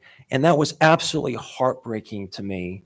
And I want to find shelter and mental health services or substance abuse services for those who need it. And even if there was one person, I think it would be heartbreaking, let alone the numbers that we saw. And I don't speak often of my faith and how it informs my philosophy on council, but I will share that this is where the golden rule applies, if anywhere. So if we think about how we want to treat others in a way that we would ourselves would want to be treated, this is a hard issue as we think about those in this spot. And so none of us approach this position lightly. This is very, very difficult. And so our hope is that those who are in this situation, we could find housing for, but there are some people for whom they choose not to stay in our shelters, even if provided, or there may be mental health or substance abuse issues or they may have had behavior issues where they're not allowed in the shelters. There are all kinds of reasons. And so they're complicated, but so that's one sort of driver. But on the other hand, I think the public also has a reasonable expectation that the public spaces be maintained in a way that is compatible with public uses. When people have concerns about taking their children to the library or walking through the park, we've had situations of downtown business owners who have lost employees because of the situations on Main Street. These are all things that we are tasked with considering. This is probably the hardest issue I feel like we've ever had to deal with on council. This is the hardest one. So if anyone thinks this is just a knee-jerk, easy thing to deal with, it is not. I treat these as real people. And one more thing, Mayor, thanks for the time on this. I'll share with the community, I had a relative who was homeless in San Diego for most of his adult life. And our family was just paralyzed by our efforts to try to help this individual. So this is not a hypothetical for me. I care deeply about this issue, and I have a deep respect for the council, and I look forward to this conversation. I think it'll be robust. But I do think that we should have a conversation about prohibiting camping on public property. Sorry for the long answer. Thank you. Emily, what do you think? As a student representative. Well, first I would like to say that the Iowa State students, we don't exist in our own solitary bubble over on campus. We have students living off campus, and we're trying to increase downtown engagement among students. So visiting Main Street, visiting the public library, and using their resources is important for us too. I agree with Amber that it would be important to know what best practices there are and what other tools we have, because just as Tim said, what might work in Des Moines might not work here, given the asset process and our work with asset. And yeah. All right. Thank you. Yeah, and just a clarification, appreciate you bringing up asset, Tim. The city takes or invests over $2 million a year, and then the county invests, United Way invests. So we're investing $5.2 million this year into social service agencies. I think there's 29, is that right, Pa? And there's 40 some different programs. And if you're interested in volunteering for that, let me know. I'd be happy to talk to you afterwards, because it's a very rewarding, fulfilling, and a very time-consuming process that our volunteers go through. Pa, could you come up here just a second? I want to just ask a quick question on, can you just explain in brief what process this consultant that we're is doing, and what maybe we could expect if you have any ideas as an output and also a schedule.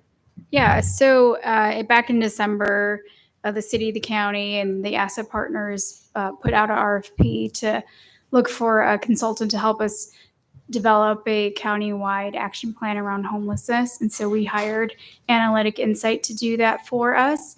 They've been in the process of gathering information, looking at data, doing some key stakeholder interviews, and then they will be helping us develop some recommended practices that might work here in Ames. And so we're still on schedule to hopefully get a report back in late April. And do you have what was the scope in terms of is there best practices, or what all? And this person has also interviewed or has been trying to reach out to those that are in a state of homelessness at this point in time. Is that right? To gather information on that, and as well as taking data from Arch and our own mental health advocate. Is that correct? Yeah, correct. So they're charged with a couple of different things. One of the things that they're doing is looking across the nation at best practices in general and what are those, and summarizing some of that for us. They're also looking at pretty much all the data that we can find around this. We've sent over to them to do some deeper analysis as well. So they're factoring in that as well. They've also been charged to look and identify what are the possible funding opportunities around homelessness. To help both not just the city, the county, but also nonprofits, what are just all available funding resources out there. And then to do some interviews with individuals experiencing homelessness. They did that in February. And then I believe they're in the process right now of interviewing some key stakeholder members. So those might be the service providers, maybe representatives in faith-based communities. We gave them a list of, a lot of folks to potentially contact. And so I think you have all aware, we've been convening service providers as well to have some of these discussions. And so we've provided that information as well to them. And so they're really digesting a lot of feedback that we have received from the community, and going to take all of that, analyze it, and then come back with some potential recommendations of what might work here, and that will be shared with the community. Very good. Thank you. All right, we're going to open up public comment. We're going to allow 15 minutes. I have 2 people that have signed up, and then after that, we'll transition into those who may not have signed up but want to speak. I would ask you to limit your comments to 3 minutes or less, if you would, please. Jesse Knapp, you have signed up. If you would come, just introduce yourself, and you may begin. Hi, everyone. I'm Jesse. I've lived in Ames for about 10 years now. I wrote a little thing here. I feel frustrated at the proposed ordinance to ban public camping, which would essentially attempt to legislate away homelessness. Around the same time Des Moines proposed the same type of public camping ban, I noticed a lot more homeless people in our city. And that isn't a coincidence. I say this to illustrate passing ordinances like this actually just passes the buck to neighboring communities to deal with an influx of living, breathing human beings who still don't have anywhere to live. It's not leadership, and it is inhumane, and I think Ames has an opportunity to choose a different path. Homelessness is the problem, not homeless people. Why do we live in a society where some people have to live outside and people who sleep in warm beds every night get to decide to make their lives worse or not? They still have to sleep outside, ordinance or not. We've seen the violence the Des Moines Police Department inflicted on the houseless population after the ban, ripping, tearing, and destroying these people's only shelter and much of their personal property. Why would we invite that violence and trauma here? What can Ames and Des Moines, and I say Des Moines here because they bear responsibility for the current situation and should be held to account. What can we do to help people live good, dignified lives free of harassment from law enforcement, whether they have money or not, instead of harming and erasing their existence? Thank you. Thank you. All right, and John Christensen.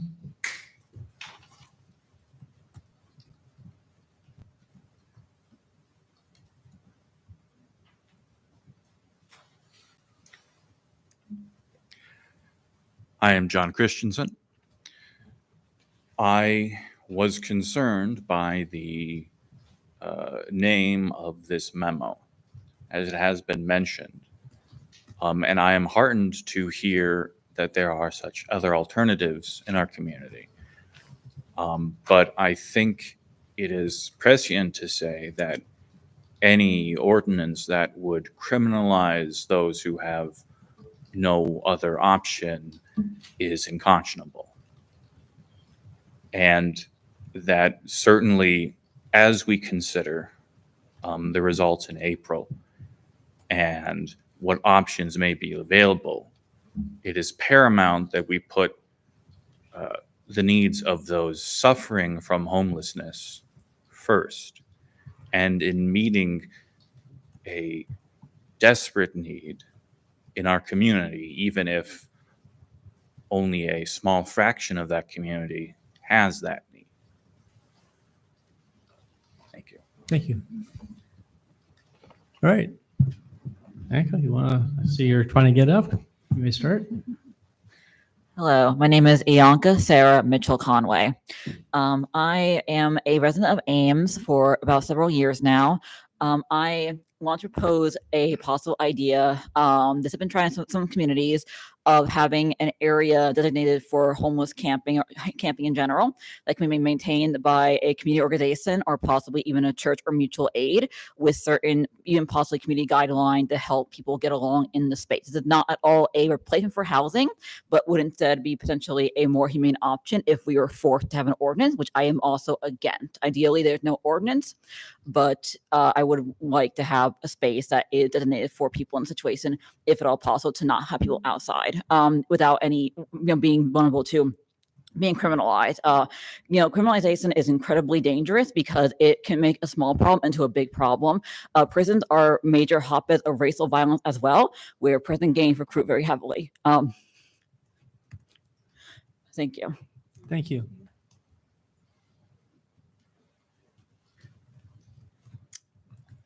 Good evening. My name is Sandra Wilson, and thank you. This is my first time here. I'm going to try to keep it under 3 minutes. This is a very traumatic topic for me, which is why I showed up tonight. As some of you know, I was homeless for about 17 years before returning in 2018. As the state of Iowa right now is working to remove gender identity from the Iowa Civil Rights Act, while we have a governor who's openly slandering, inciting harassment against, and working to undermine and violate the rights of transgender Iowans, while we have a federal government, an administration that's actively violating United States Code, Title 18, Section 241, conspiracy against rights, and actively working to violate the rights of an entire class of persons. This reminds me of a time while I was homeless and I was young and I was just out of Nevada High School. And I apologize. I do have severe PTSD, and this is a topic for me.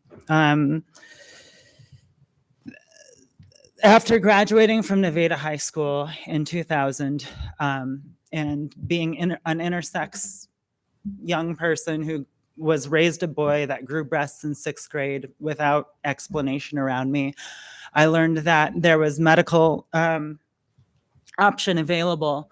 This caused me ultimately to become very estranged from my family and my friends, and I ended up homeless for about 17 years.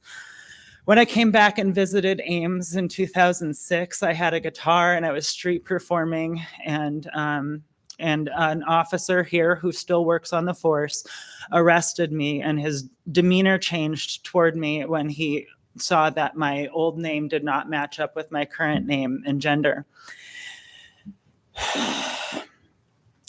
I pled not guilty in court. He did write false information into his affidavit. He's currently a sergeant, Sergeant Blake Marshall. Sir, excuse me, ma'am, would you please limit your comments just to the topic at hand? It is very at topic. I'm getting it right there. Thank you.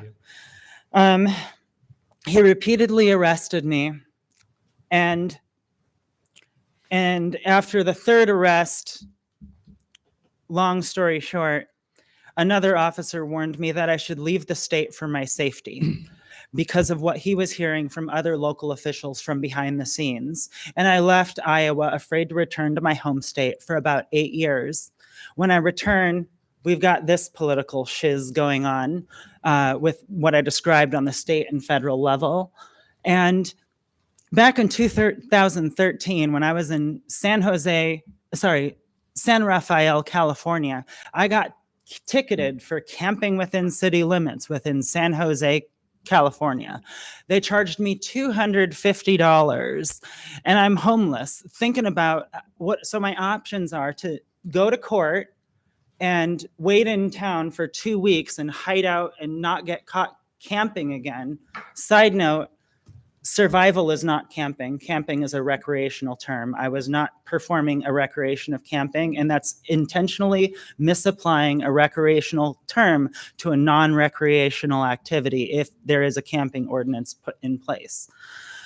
So I had the option of staying in town, remaining homeless, risking Ma'am, ticketing. ma'am, I'm giving you some grace. I just gave you 17 years of homelessness. Please give me 2 more minutes, sir. Okay, 2 more minutes. Thank you. $250.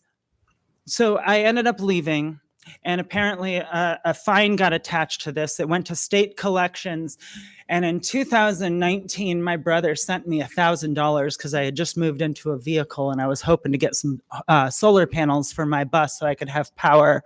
And as soon as he sent that $1,000 into my account, it instantly got sucked out because apparently the state of California put a lien on my bank account, and out of US Bank, my money went out. I contacted that local court in Marin County and they said, oh, we destroy the records after 5 years. Now, let me just fast forward a little bit to get toward the solution. I like what JAPA's doing in I like what JAPA's doing in Des Moines with creating a homeless village. I think what it's lacking is sustainability. Not every human being fits into the business world, and that's part of the problem. I cannot currently afford $800 a month for rent, and I don't know how anybody does it. If you fall off your rental treadmill in this society, your only option is to be homeless and to punish people for the crime of falling off your rental treadmill and not being able to pay a landlord is not a crime. We need places in this city and all over this country and state. We need places to legally stick seeds in the ground.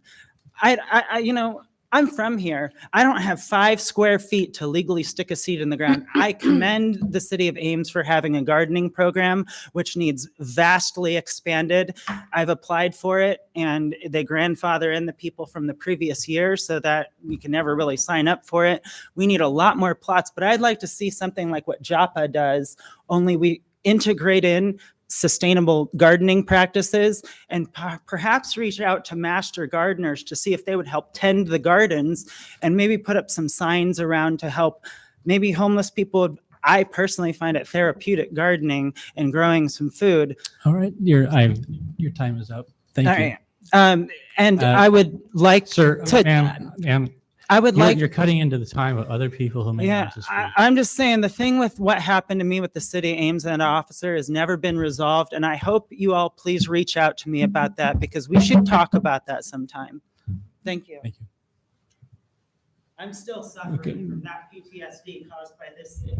I have to go because my PTSD. We have 5 minutes left for Sorry. public comment. Please go ahead.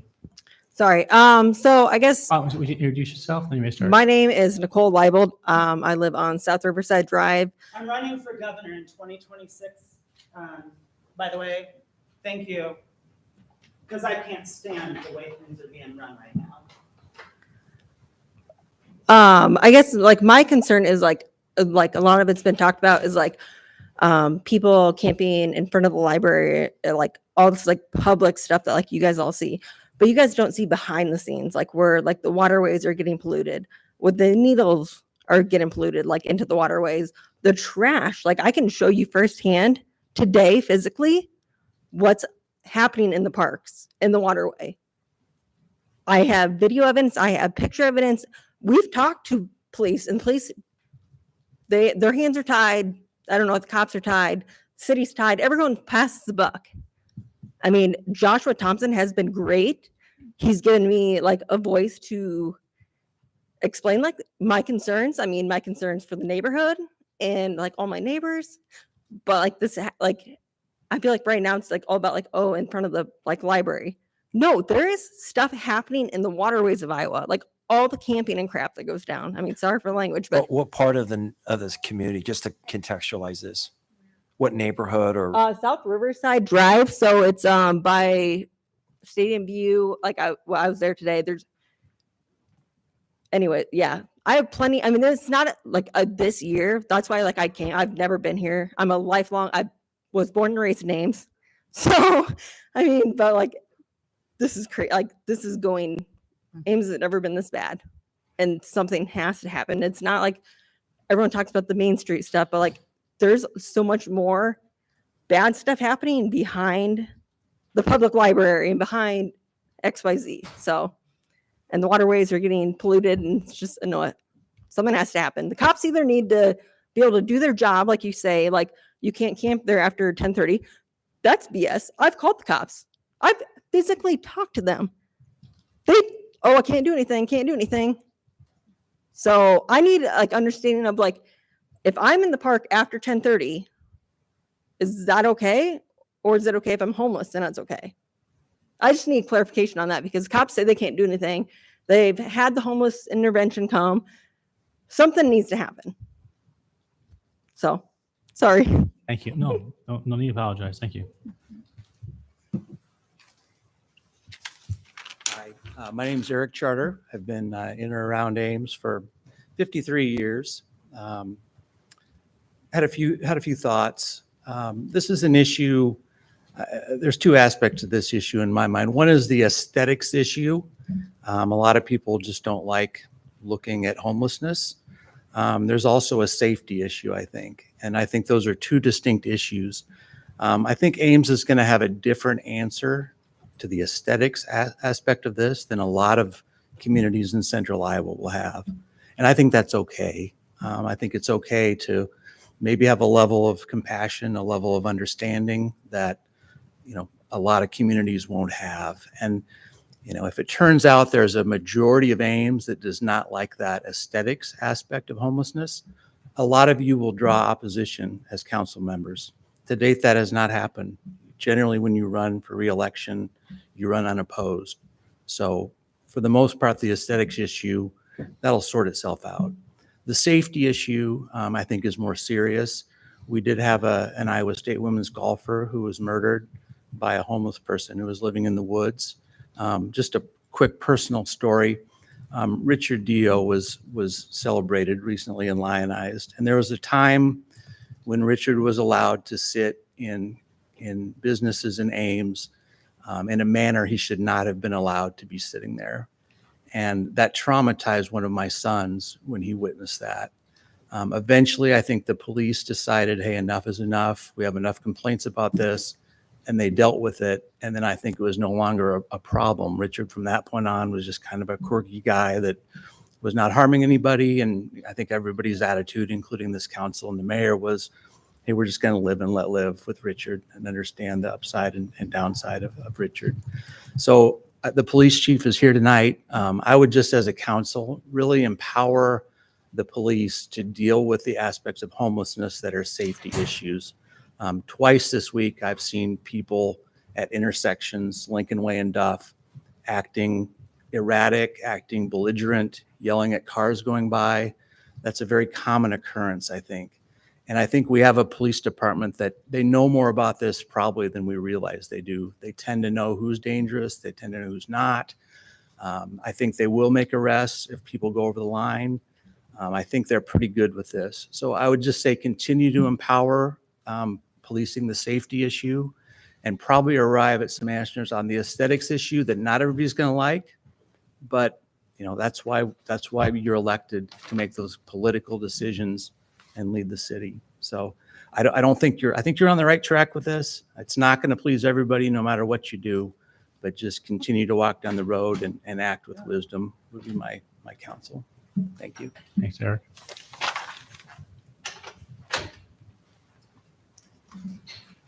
Good evening. My name is Sherry Riley. I work at the Bridge Home here in Ames, although I live in rural Lafayette Township. I'd like to make 2 points. The first is I thank you for saying that you want to do something and you want to hear from the community. I want first to say, let's give people the respect of referring to them as people, not homeless people, not identifying them by a status, but as people first. So people experiencing homelessness, people who are unhoused, not homeless people. Secondly, I think there's 2 powerful tools that the city of Ames has at its disposal already that can immediately, well, maybe not immediately because of the way the plans are structured, but can approach dealing with this issue in a very constructive way. And that is the use of CDBG money to contribute towards building more shelter space. And the other is the use of the Home ARP local entitlement money. I realize that it's not required to be spent until 2030, but moving up the timeline on the use of that money, perhaps in partnership with the Bridge Home, as we are working on a project to build more shelter beds in a facility that would be modern and healthy and would probably be enough to really address the issues here in Ames.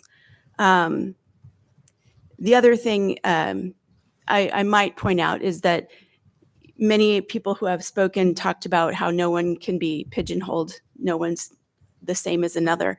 I was a homeless child, and I was very fortunate in that our homelessness was not on the streets.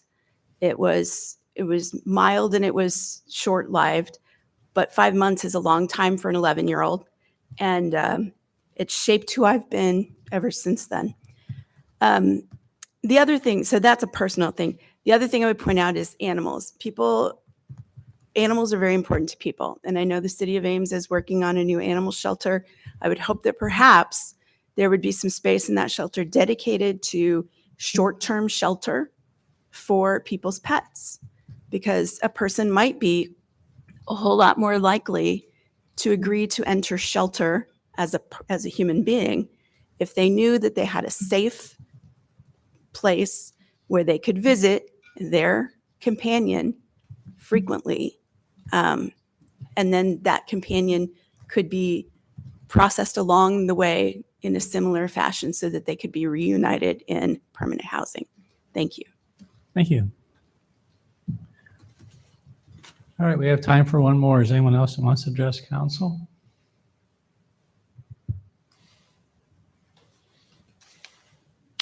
All right. Thank you, everybody, for your meaningful and heartfelt feedback. And we have about 5 minutes left, council.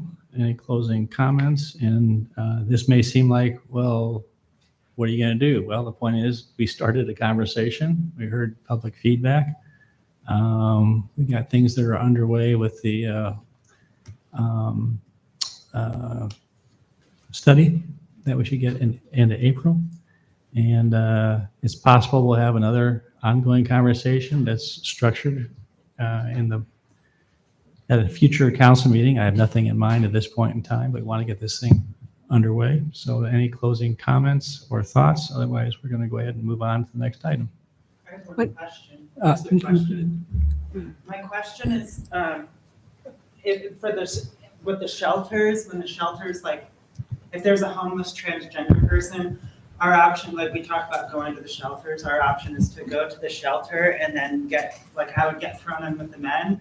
But the way that things are currently arranged, so please just factor that in, because if we're just saying, oh, well, they don't have to be out here, they can simply go to the shelter.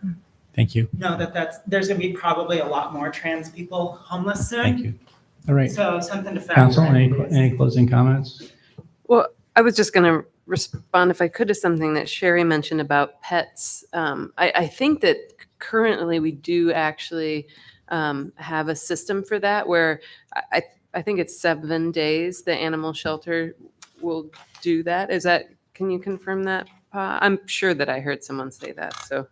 Well, we can find. Anyway, that is correct. correct. Oh, yes, thumbs up, yeah. Okay, so that is a thing we do. So if that needs communicating to folks, out there, that is an option, then that's one thing we already do. I think a lot of times it is complicated. Often 7 days, it takes a long time to get people stable and to get them into housing, and so that might not be enough always, right? So maybe we need to, there are things we could consider there, I think, in terms of lengthening that. I just wanted to point out we do have that available too. So thank you. One of the, well, this is maybe not, it's more than one.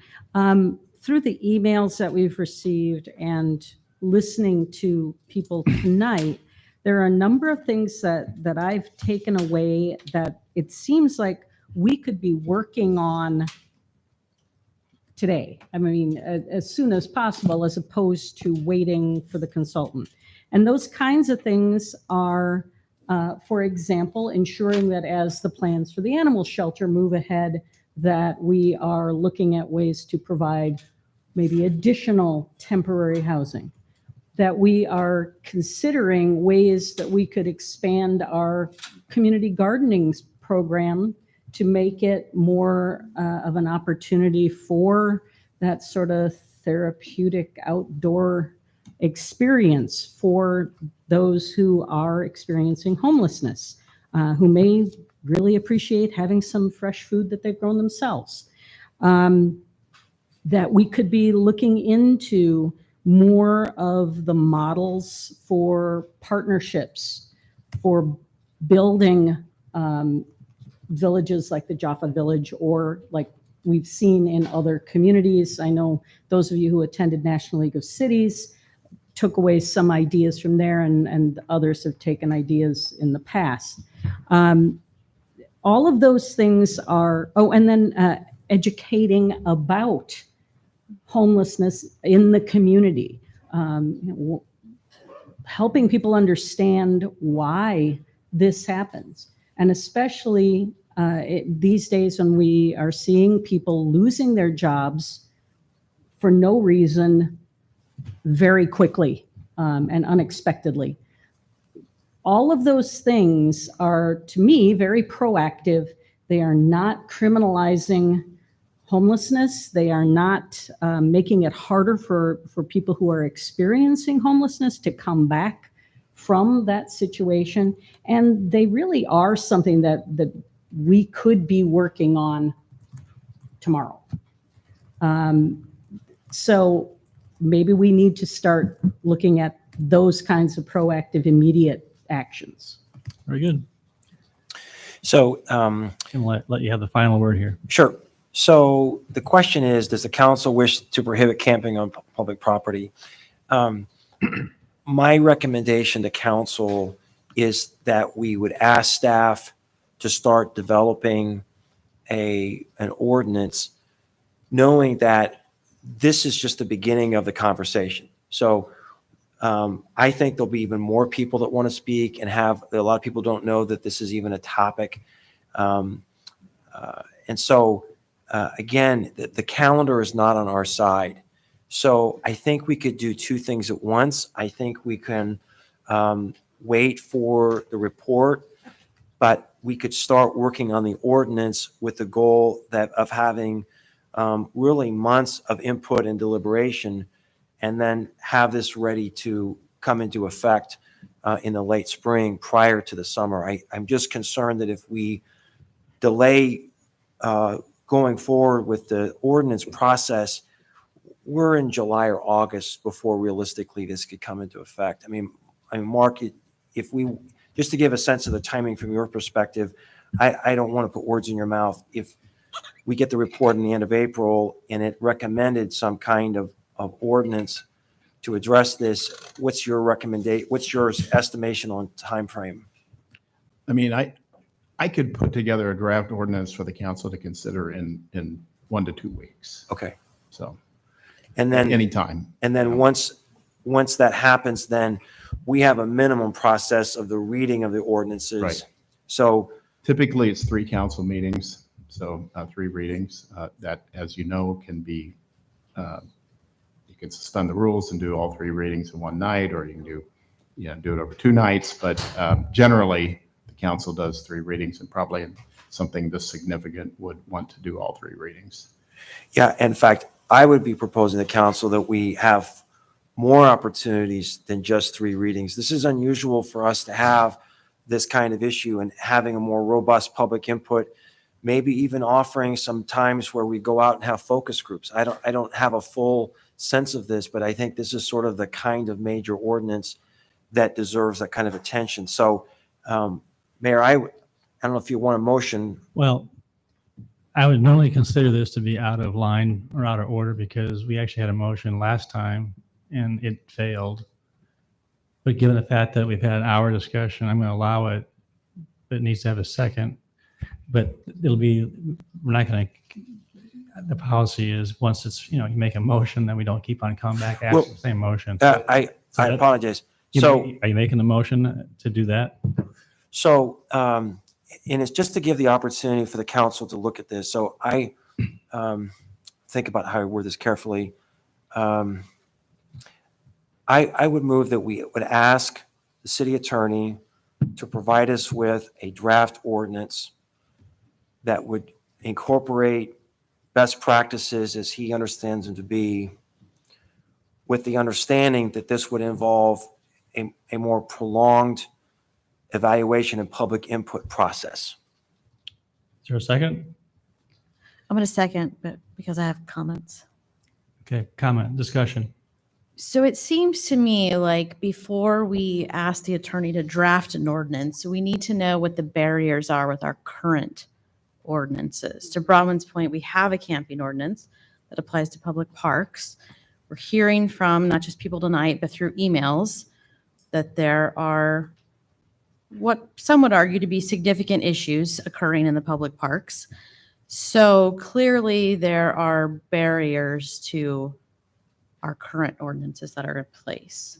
So I don't know how we can craft a new ordinance without knowing what the issues are with the ones we already have.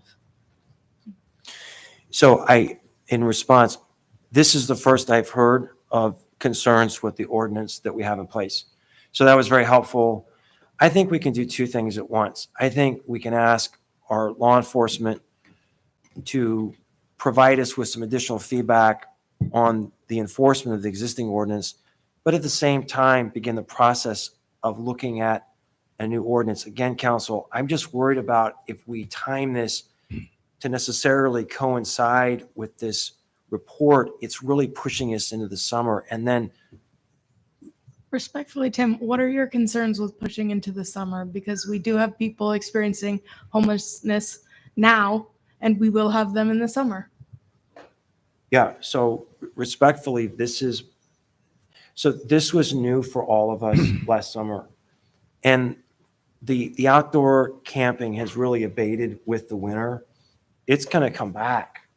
And so I think it is, if we have to choose between putting this ordinance in place prior to people's habits and getting accustomed to being allowed to do something, I think it's better to be out in front of this rather than to say in July, I'm sorry, you camped here for the last 2 months, but now you can't anymore. I think we have to choose between those two. I think the more humane approach is to be out in front of this. All right, everyone understand? Go ahead, Ron. I would just, I mean, I would reiterate the point that we already have ordinances in place so I liked Amber's point about trying to find the barriers to those, right? So we have the no camping in public parks ordinance that needs to be looked at. And then I think too, we have something that talks about property left on sidewalks and in right-of-ways. And I would much rather we have a discussion about what we already have in place rather than just layer on another new thing. Okay, everyone understand the motion? Those in favor of the motion say aye. Aye. Those opposed? Nay. Motion failed. All right, is there any, do we want to give direction or ask for a memo from Yes. staff regarding what you're talking about, Amber, in terms of finding out about what are some of the barriers? Go Yes, ahead. I would move that we ask the city attorney and/or the chief of police to provide a memo to council on barriers to enforcing current ordinances that we have on the books that may or may not address some of the challenges we're facing. Is there a second? Second. I would presume that would mean both the ordinance that Brian read and that Mark referred to, as well as camping and Or others we may not even be aware of excellent. that Yep. exist. Broad scope. Yep. So Right. this is helpful.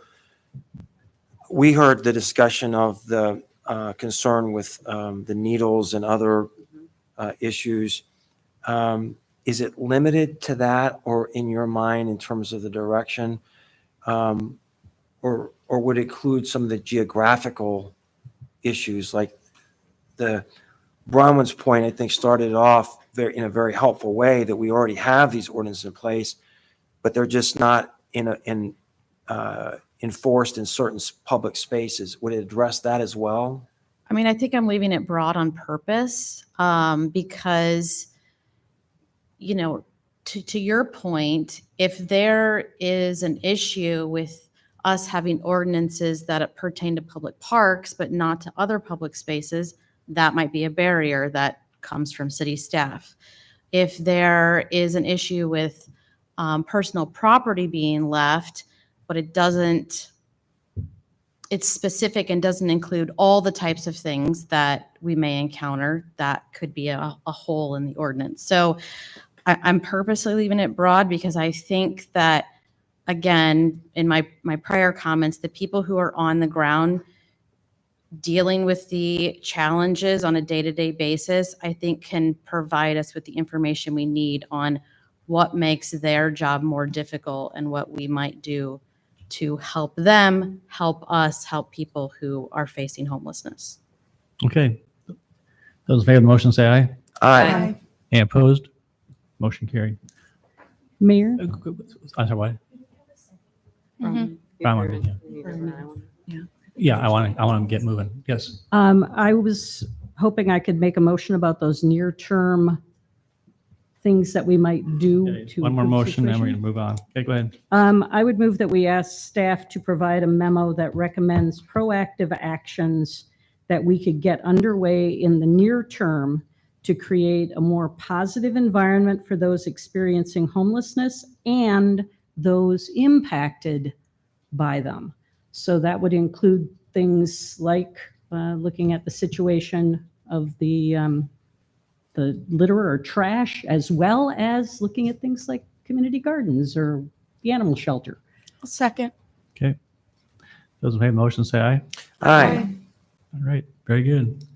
Thank you, everyone who came for this particular item. We are going to move on to item number 23. Susan, discussion of additional questions for the 2025 resident satisfaction survey.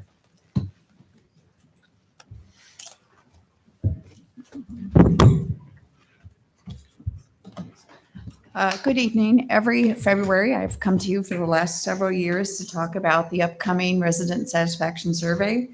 2025 will be the 43rd annual resident satisfaction survey. It is a series of benchmarking questions. It's about 12 pages long. It is distributed by U.S. mail to residents based on utility bill names. And it also goes to Iowa State University's electronically to students at Iowa State University. So as part of the council's participation in the survey, I ask if there are questions that you would like to add or if there are questions that you would like to subtract from the survey. Last year, you did not add any questions to the survey, removed 2 questions, one about Cyride and one about trash, and had some discussion about removing some questions in the Your Health section and the sense of community. In the end, those were retained.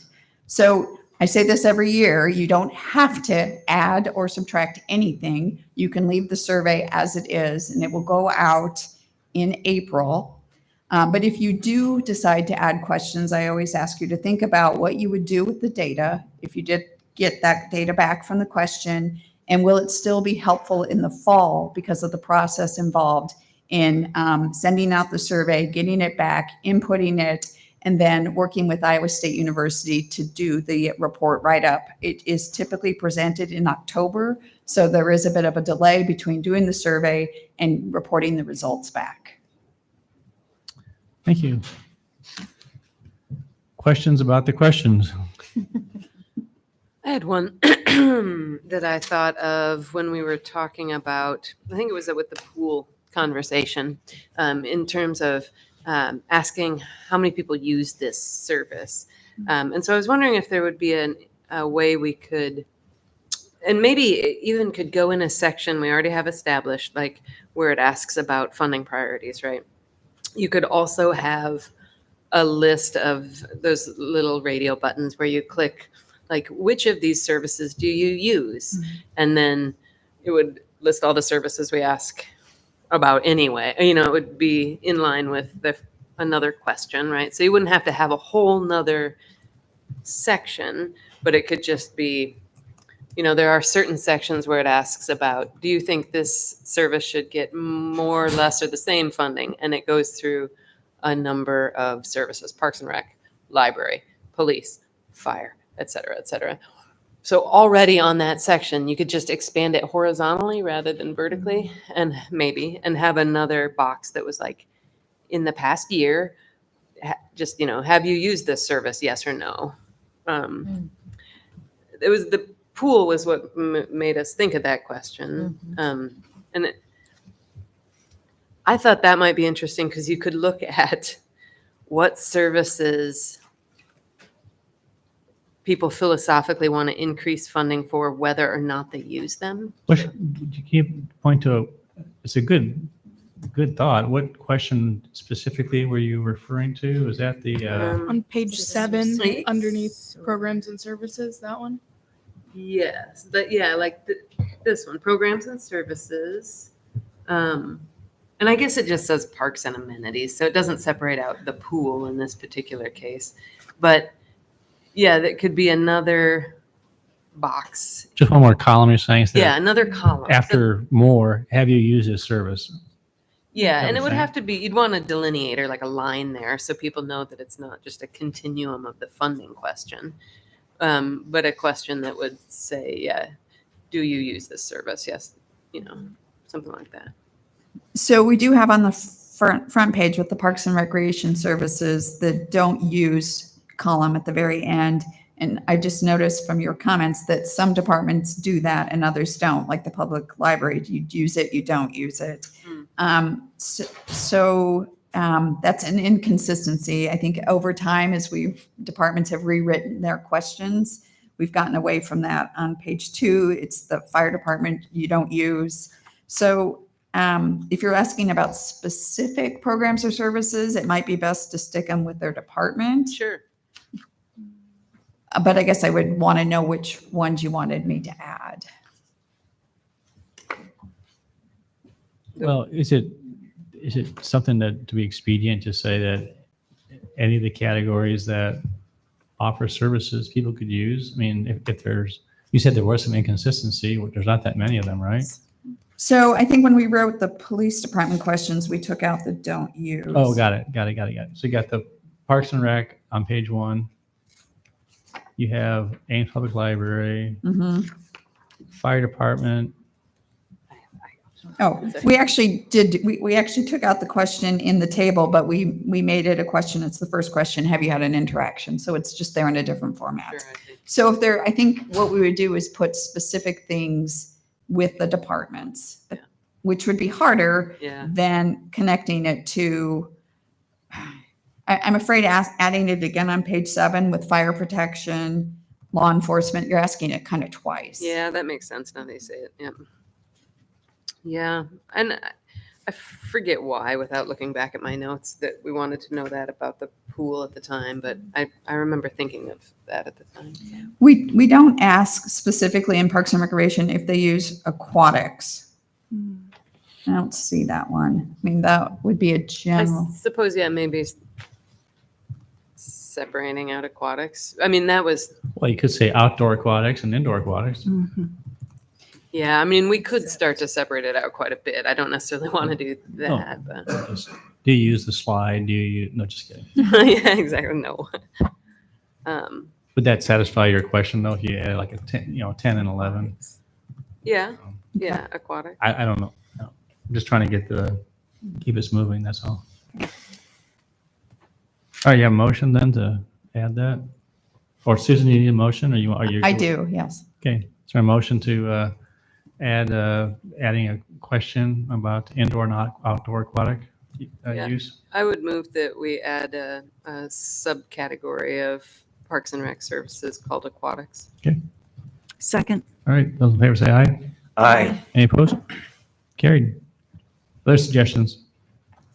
I like the suggestions about the boards and commissions that we came up with previously that were listed on the action form. So about whether people have been part of a board or commission or considered serving, and why or why not, and whether there are barriers.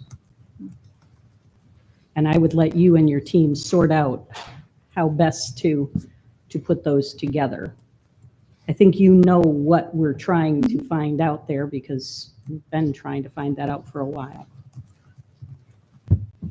And whoops, sorry, I was also just going to say, and I don't know, this is another question. So were you going to follow up on what I was saying? Yes. Okay.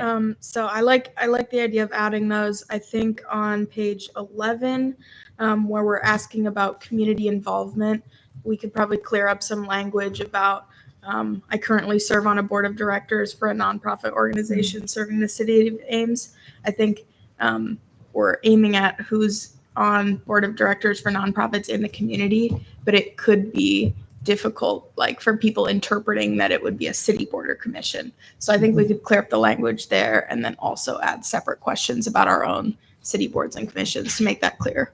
All right, is there a motion? I would move that we add questions about boards and commissions participation to the community involvement section and clear up the language about being involved on a board of directors. Or volunteer of. Or a nonprofit. volunteer, yeah. Second. Okay, those in favor say aye. Aye. Any opposed? Carried.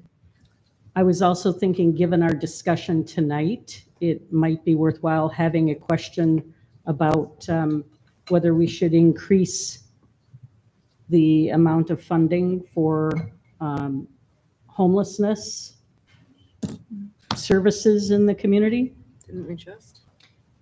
or outreach or. I think we have some unallocated funds we did. So we do have an asset line specifically. Are you saying a breakout? I'm saying break it out specifically to see whether there is enough concern about that issue, the particular issue, to merit more money being put into it, or if people think we're putting too much in already, or we're at a right level. Well, okay, so do you have a motion? Were you making a motion or were you just asking or saying you might want to? Well, do it? I'm trying to see whether other people here think that's a worthwhile question to ask, I guess, Wait. or whether a shaping of it would make it more worthwhile. Because it's hard to, with asset, we have almost $2 million.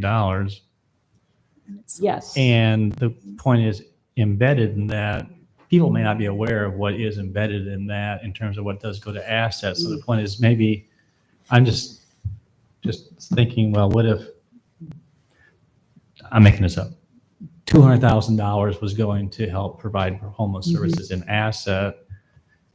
It's, maybe they would say, oh, that's, I don't know. It's hard to. Context is. Yeah, the context is really important. So I get what you're saying, and in light of our conversation. Would it describing what asset funds, a line underneath it saying services include? Personally, I think that some more clarity on that would be really helpful, or a footnote that would just say asset includes, down below or whatever, to try and keep your table intact. But I'm just thinking about how we would use the information that we get then, because unless we change our asset funding priorities, or process, even if we increase the asset funds, it might not all go to addressing people who are experiencing homelessness. Good point. the way you would control that is by the priorities that we'll review with PA in the later this year. I think originally when I was discussing this in our weekly meetings or with the manager, I was interested in finding out whether people actually think we have a big problem or not. And the amount of money that goes into addressing a problem often indicates whether people feel seriously about addressing it or not. And so my real concern is finding out from the community whether they think this is a problem that rises to the level of addressing it, because clearly we've gotten input on both sides of the issue. And, I'm not wedded to that. That's just the genesis of of the question because I thought it fit with things that we were examining and would be continuing to examine for a while. Okay. Have we ever had a question on here about having people prioritize the different issues that we cover under asset and getting like a community perspective on that? I can't remember a question like that. Because that could be interesting, is to list our different asset priorities that we fund and say rank these in order of what you would put human services funding towards. This past year it was around $2 million. Maybe that gets at the root of at least of if it would compete against different other human services that we're funding. So would you suggest including the council, the priority list that we have, those 3 categories that list, and then ask people to how they would prioritize those that we currently have? Is that what you're thinking? Is that making sense? Am I clear? You know, I'm talking about that chart that's got like, you know, I think there's 3 different classifications and there's some sub points below that. It would be the sub points under the classifications, right? Not just a 1, 2, 3. No, right, It would right. Yeah, I think that would be an interesting thing to learn. Oh, I thought you were going at the actual asset funds, not our priorities, but how the residents would rank their priorities without maybe knowing what our priorities are. Yeah. And just to look at where asset funds go and say, I think more should go to childcare services or educational services, whatever categories. But we don't, I mean, you'd have to also present them with what is already going there. Right. And the survey's gotta be takeable too. So I just worry that we're building in a pretty Could complicated. we list the services and just ask people like to pick their top 3? We could. I really am trying to think about this layout wise Yes. because we're at the point that anything added means something has to go. Yes, exactly. So I'm thinking columns, short childcare is a short All right, one. so time out. Pa's going to come here and rescue us. So go ahead, Okay. Paul, help us out here. Well, there's a lot of services. It's like over 100 services. So Yes. that would be an entire page. So if there's a desire to just maybe it's not the resident satisfaction survey. Maybe it's an alternative survey that we put out there. I would just throw that out there. I think Rachel's onto something.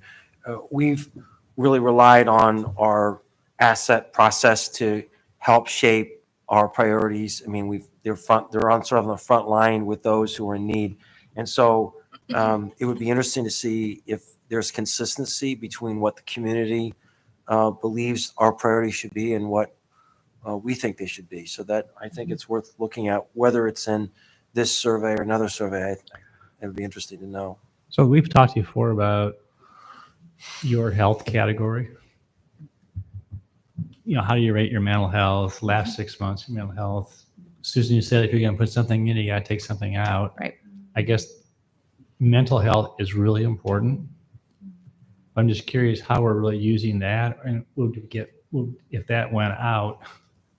That's on page 10 of the survey. If that was removed, and we just tried inserting instead the asset of this questions and this categories, how would you rank it? What would you think about that to try and keep the survey?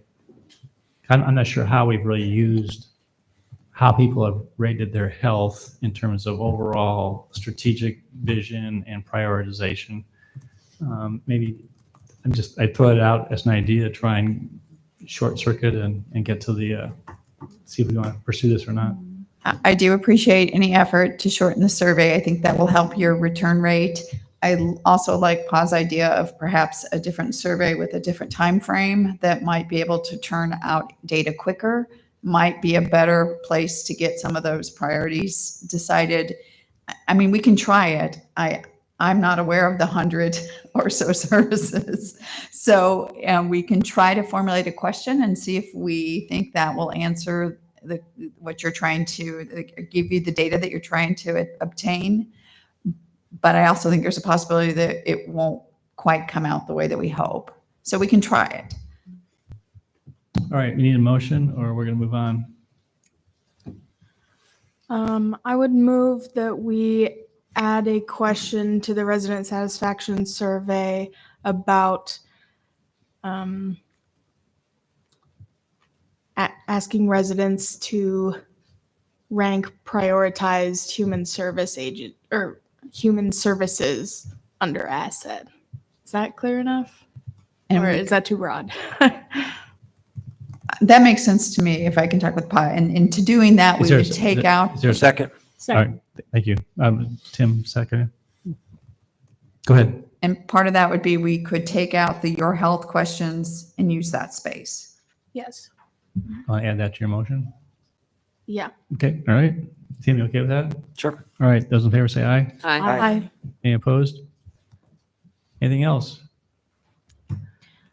So one thing that's not question related, but around response rates. I know we've had a little bit of a decline in some recent years. So I asked Susan earlier, like, what would be our options for if we were to increase the amount of people it gets sent to in hopes of increasing the amount of responses that we get. So would maybe propose that Susan consults with our Iowa State people who designed the survey to see if sending out more surveys would help us achieve a higher response rate, and maybe what their recommendation would be for that. Let's make that a motion. Well, the only thing about that is that we work with statisticians, and statistically significant data isn't necessarily tied to the total number of respondents. So as long as our statisticians are telling us that this is statistically significant, then for our purposes, it's. So I agree with you. I think we have to be careful if we have a declining number of responses, but I don't know that it invalidates or jeopardizes the validity of the information. So what has happened is the margin of error has changed a little bit because our response rates have gone down. But how much of is an appreciable From amount? 4 to 5, plus or minus 4. I think we're at plus or minus 5 last year. So. And I will tell you, the 1,350 we send it to was an arbitrary number to get to. We need to be in the 400s for responses, which we have been.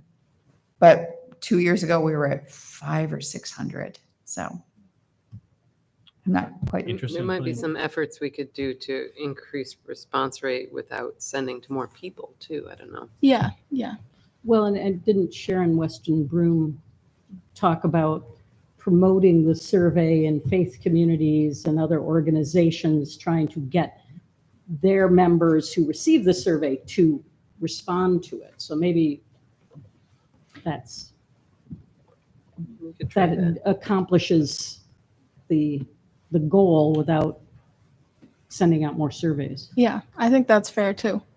All right, I don't hear a motion. We're gonna move on. Okay, I just had one question for you, Susan. We talked about this before, and that is, under sense of community, what does sense of community mean? And could a definition be added to that? Yeah, that wouldn't be a problem if that's what the council Sure. desired. Is there a motion to that effect?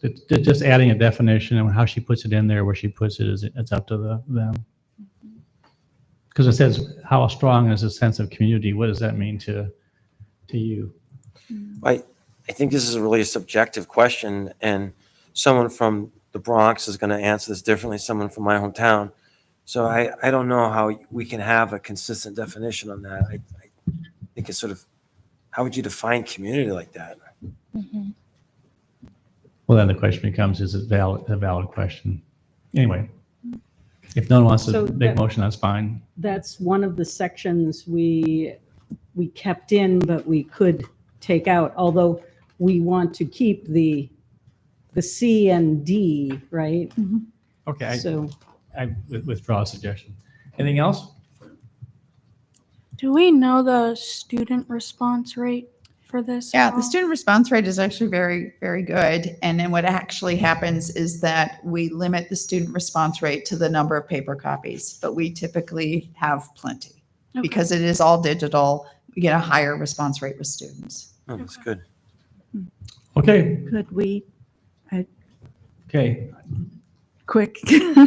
And just one additional item under the residential preferences of city communications.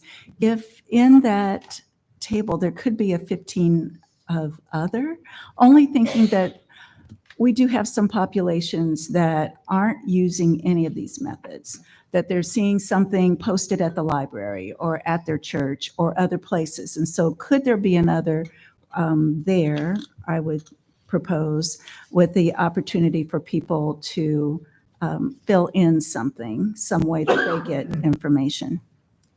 I'll second. So that would be my motion. All right, second. All right. Those in favor say aye. Aye. Aye. Opposed? Carried. And then just under sense of community, which might be all gone now, but I just wondered if we could have one question asking, do you or does someone that you know find their language to be a barrier with their ability, you'll phrase it better, to participate in community? Just to see if we can get some idea of how language is impacting, primary language is impacting someone's ability to participate. Second. All right, moved and seconded. Those in favor say aye. Aye. Opposed? That's it. Okay. All right. Thank you very much. Thank you. Move on to item number 24. Historic Preservation Commission 2024 accomplishments and 2025 work plan. Right? Good evening. I'm Ray Anderson, planner with the City of Ames, and this is Scott Huffman. He's the chair of the Historic Preservation Commission. And the item this evening, the City Council is being asked to approve the 2024 accomplishments of the Historic Preservation Commission and the work plan for 2025. As a certified local government, the city, including the Historic Preservation Commission, are required to document the city's and commission's preservation work during the previous calendar year. And the report documents the city has met the requirements of the CLG program and is in good standing. The report also includes a proposed work plan for 2025, which is in your packet. Just some highlights from the work plan for 2025. One is complete the nomination of the Chautauqua Park Ridgewood Neighborhood National Register nomination. Together with our consultant that the city has hired, NHPA consultants out of Fort Dodge, to prepare the nomination. Secure a speaker to address tax credit opportunities for historic properties in Ames. Collaborate with the Ames History Museum to host a community history event in 2025. Facilitate the dissemination of historic preservation information, and then an ongoing review of the Chapter 31 historic preservation regulations as needed. And there's a specific item listed in there to consider changes to Chapter 31 historic preservation in the municipal code to allow exterior materials on historic structures that would meet the standards and be energy efficient. So they're going to be looking some at the Chapter 31 to consider some possible changes to that. Scott and I are here to answer any questions you might have.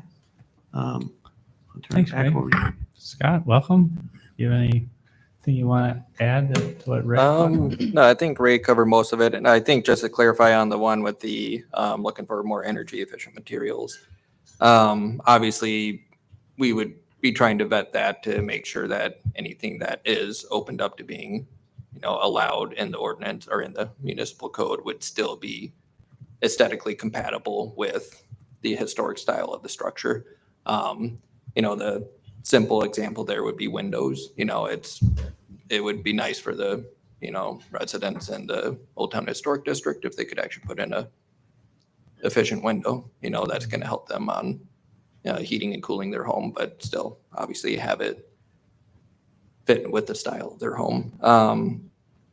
And otherwise, yeah, we're gonna, this year, we want to lean into the public engagement, see how much we can get into that, really get out in the community some more and be a benefit and an asset to our community.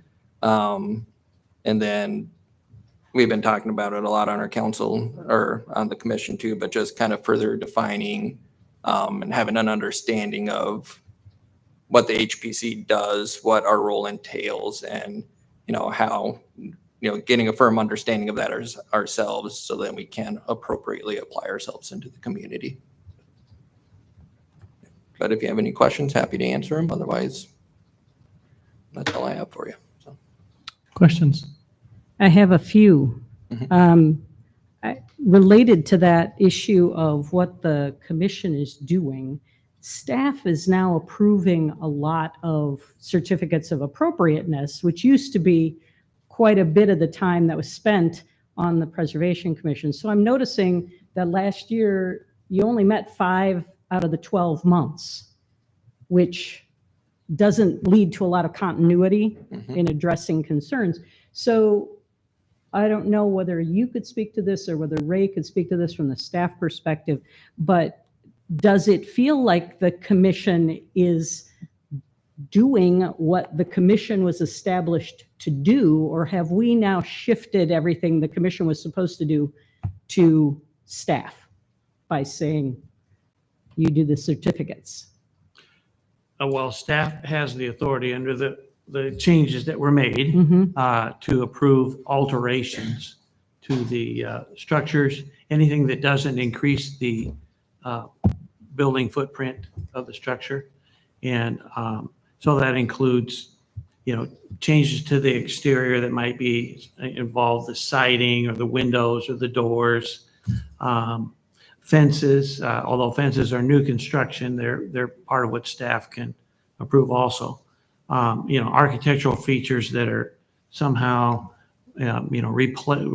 proposed to be repaired or replaced. Actually, repair, we don't require a certificate of appropriateness, but if they're being replaced, we would. So it has kind of shifted a lot of that to staff away from the commission, because the commission then deals with the new construction. It might be a porch, or it might be an addition to a house. And, we just didn't have that last year. No one was proposing a porch or an addition, or it could be replacing a garage or building a new garage. That would go to the commission. And we didn't have any of those proposed either. But the staff, if we have agenda items, we put those on the commission agenda and have the meeting. If the chair has some items he would like to see on the agenda, as long as we have that ahead of time by at least 2 weeks, we can put those on the agenda as well. So that's kind of how we've been operating. So what struck me was that there was nothing done on Chapter 31 in 2024, and yet there were 7 meetings that didn't occur because there were no agenda items. So we're trying to promulgate this climate action plan.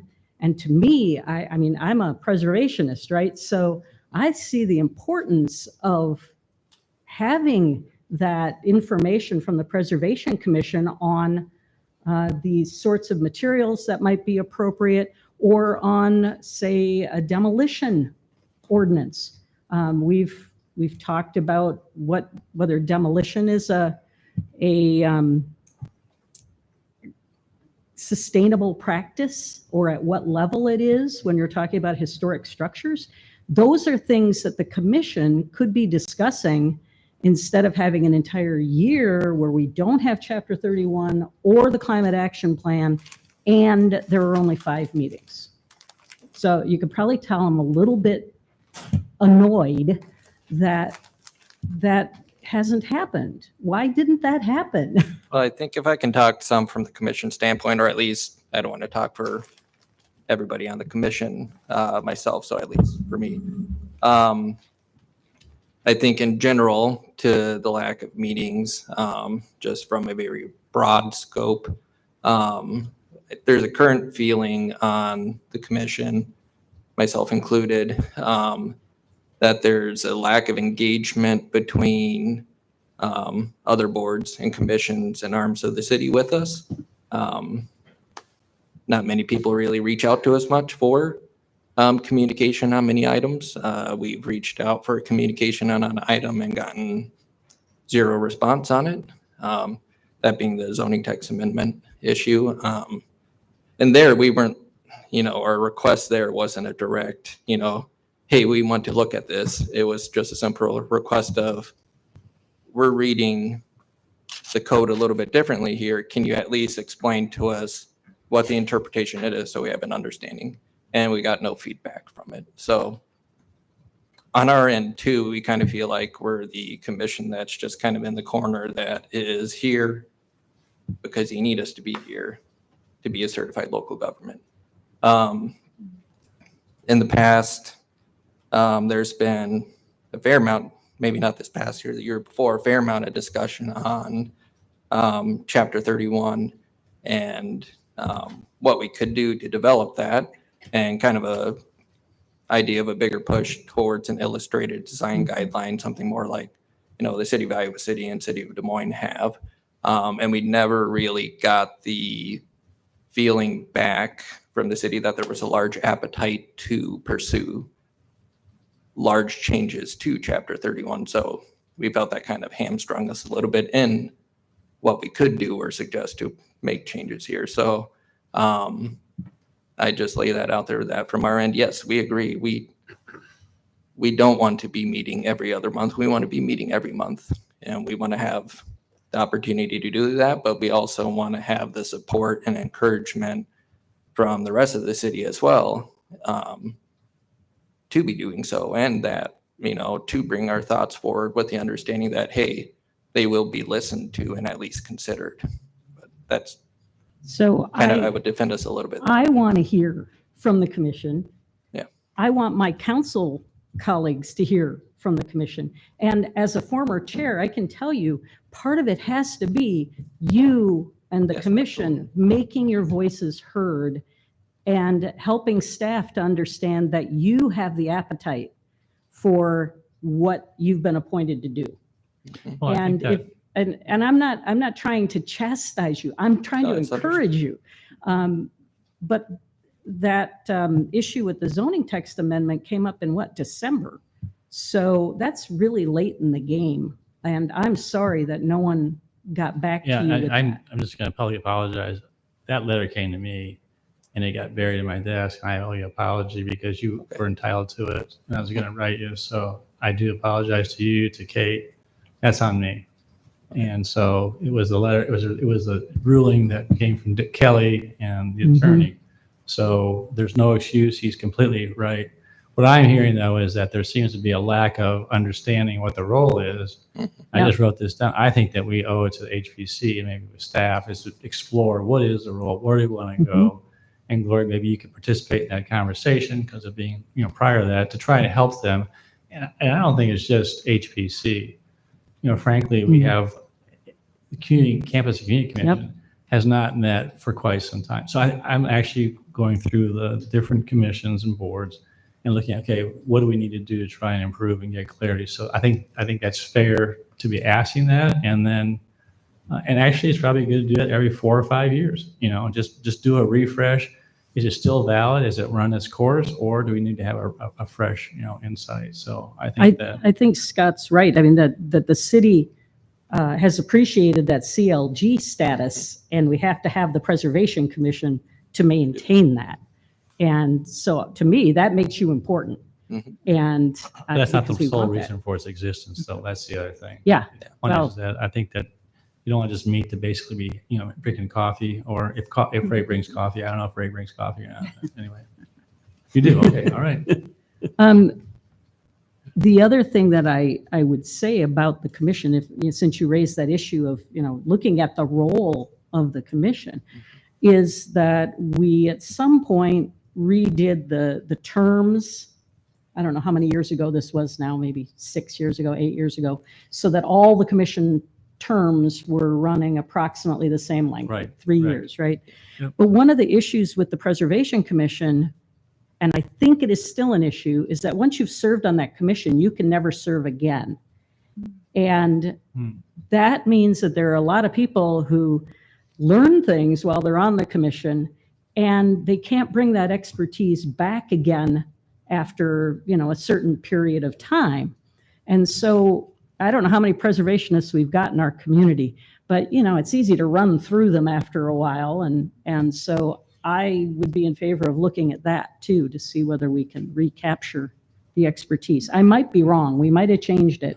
Well, if it Right. is, and it's in the ordinance, then we can look at revising the ordinance. Okay. Anyway, thank you for speaking up, because absolutely. I appreciate knowing that we need to work on it from our end too. Yep. Other questions? Brown, you poised to ask a question or not? No. Oh, I read the wrong body language. I was just trying to think of one, but. All right, there you go. don't have any. All right. All right. So I'll ask one. Okay, there you go. So, because I feel bad. So this is, I've never really thought through much of this before, but what percentage of the HPC's work is reactive and how much of it is proactive? So things that proposals are come to you to review, as opposed to things that you're out in the community trying to advance certain goals. Could you help us just sort of wrap our brain around that? Yeah, I'd say, really the reactive items are primarily just any of the certificate of appropriatenesses that come to us, because obviously it's hard to be proactive on those because you don't know what they are until somebody submits for an application for one. And then just if there is anything that comes from, elsewhere in the city that they request our feedback on. Beyond that, pretty much everything else is proactive. Any community engagement, there's not, specific requirements of things we have to do necessarily. So, we do the awards program. We're looking at this year trying to line up doing some walking tours of buildings, whether it's downtown, Old Town Historic District, and kind of doing some public engagement and education there.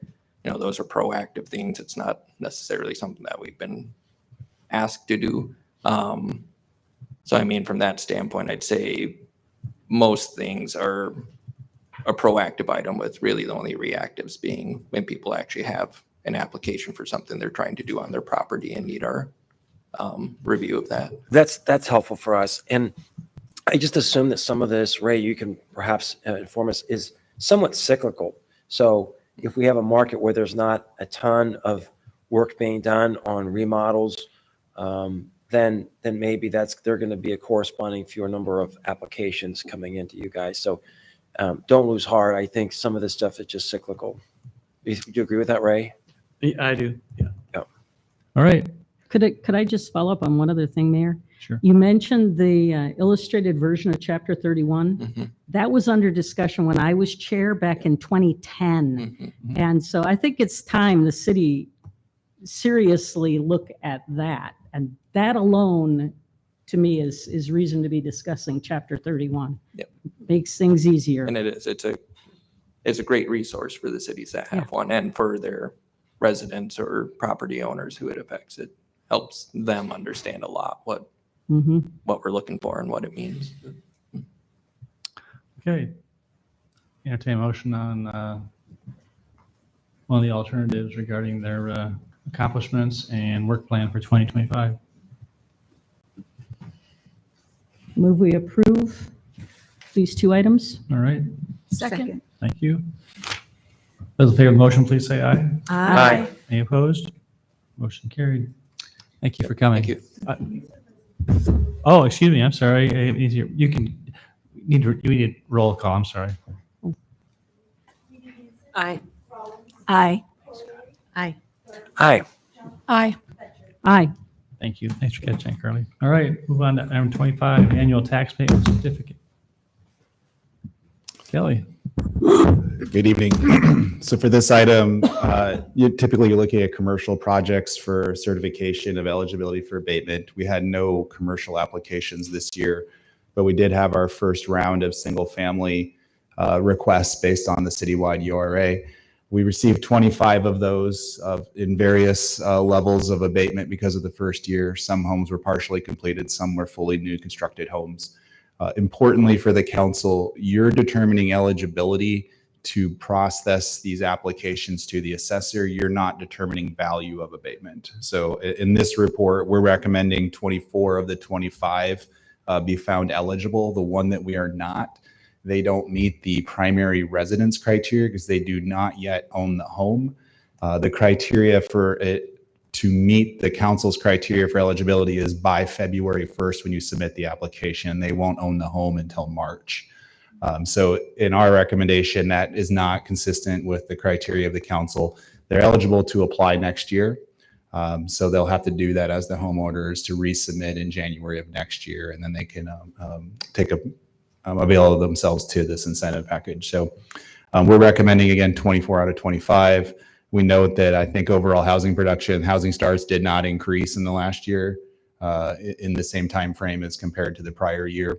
That's just a tidbit of information. 2025 hopefully will be a lot different with people having more awareness, and hopefully builders can build interest in home construction and take advantage of the program as the council had hoped. Kelly, I have a question. So now that we have this first round under our belt, are there any observations you have about ways in which to improve it? Do you think it's too early to tell? Should we just run it again? Do you have any at least preliminary recommendations for us? I have no feedback from anyone about why they took advantage of it or did not take advantage of it. So I don't feel like I have any position to say anything about that. Again, I don't think the market didn't change from 23 to 24. There wasn't an abundance of lots available. There were not home builders building speculative homes. Those things just didn't happen. This was to hopefully encourage that to happen, but obviously it didn't take very quickly last year. And I think until you see this next year, you won't know more. When we put this in place, it was, my recollection is we saw this as a pilot project. And do you remember when we passed this, was there consensus about the time frame that we were looking at to sort of test drive this? Yeah, so it runs through December 31st of 2027 to have gotten a building permit for new construction, and the home must be completed by the end of 2028 to be eligible. So you have 3 full years of the program left. Okay, great, thanks. So Kelly, what difference does it make if we approve or don't approve that outlier as in terms of their ability to fund the project? So let's say that we think that it might be okay to approve them because they've got a purchase agreement. Does it make a difference if we wait a year to approve the abatement? I don't know that, but I don't know how it could. They've chosen to purchase a home that was built and finished last year. As far as I understand, I mean, property taxes aren't even going to be paid for a year. So I don't know how the mortgage company would have looked at that when we adopted the program. The one banker that we spoke to didn't believe the abatement program changed qualifying for a home. So no one said they could not have purchased the home if they did not get the abatement, if that answers your question. But we don't ask that kind of question of people either. All right. Any other questions? I would open up public comment. Anyone want to address council on this topic tonight? Seeing none, we'll close public comment. Entertain motion on resolution certifying 24 property tax abatement applications as listed in the attachment in the council action form as meeting the eligibility requirements of the citywide URA. So moved. Second. Roll call. Aye. Aye. Aye. Aye. Aye. Aye. And entertain a motion to authorize staff to submit property tax abatement applications to the city assessor for determination of abated value. So moved. Second. Thank you. Roll call.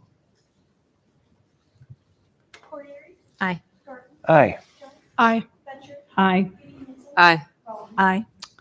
And entertain motion to direct staff to notify the purchaser of 2011 Ada Hayden to file the application in 2026. So moved. Second. Those in favor, please say aye. Aye. Aye. Any opposed or abstaining? Motion carried. Thank you. We'll move on to item number 26, request for a waiver of city subdivision code for 2 sites within Ames Urban Fringe area near 280th Street, Story County. So council got a memo on this and referred this to an agenda. There's 2 separate proposals for lot changes here. The first one is at the very extreme edge of our 2-mile range. Part of the property is in and part of it is out. Therefore, it's in our jurisdiction. They're asking to waive our authority in its entirety and just address the standards of Story County. Staff supports that in this case because it's so far removed from the city. And again, half in, half out, it isn't really an issue to us of whether we review that particular plat of survey. The second one is also near the edge, but within the fringe completely. And they're asking for a more standard waiver by council of the lot size requirements. So there's an existing home on the property and they're asking to divide that lot further to carve off a homestead, but the remainder area does not meet our 35-acre policy for waiver of subdivision standards. Now they are willing to put that as an agricultural use only, which in this case actually makes sense because they own adjacent property where it would also work agriculturally. It's not just an isolated small piece of land for agricultural purposes. So we're also recommending the council in pass resolution to waive our policy regarding lot size, and therefore the subdivision improvement requirements of water, paved streets, and all those things would not apply to the carving off of the one homestead property. So with the first one, again, you would never see that project again. It would just go to Story County. The second one, they would submit a plat of survey, which then you would approve with that agricultural use restriction on the remainder property. Questions? Open up public comment. Does anyone want to address council on this topic? We'll close public input. Is there a motion on one of the alternatives? Move alternative 1. Second. Thank you. Roll call. Garten, Abstain, conflict of interest. Junk, Aye. Betcher, Aye. Beatty Hansen, Aye. Rollins, Aye. Corrier. Aye. Thank you. All right. Is anybody here for item number 27? Council, I'd like to flip 27 and 28. You know, we have some people that have been waiting here for, 2 hours and 15 minutes for item number 28. So let's just go ahead and go 28. Then we'll go back and pick up 27 so they can get on with their evening. Ray's coming forward to present on the rezoning then.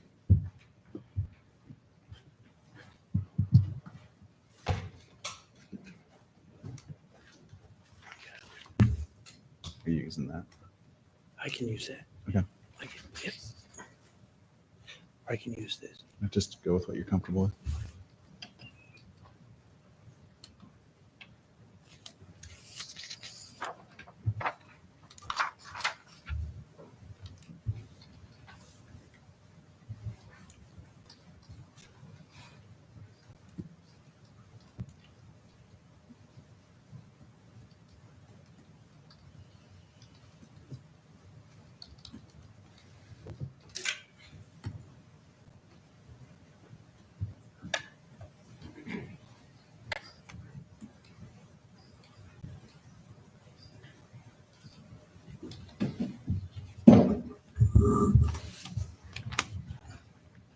This is rezoning that. Ray, could you make sure that your mic is on and is right okay. close to your mouth so people can Here we hear you? go. Thank you. All right, thank you. This is a rezoning. Can you hear in the back? Okay, good. Okay. This is a rezoning of land in West Ames that includes a master plan. It's about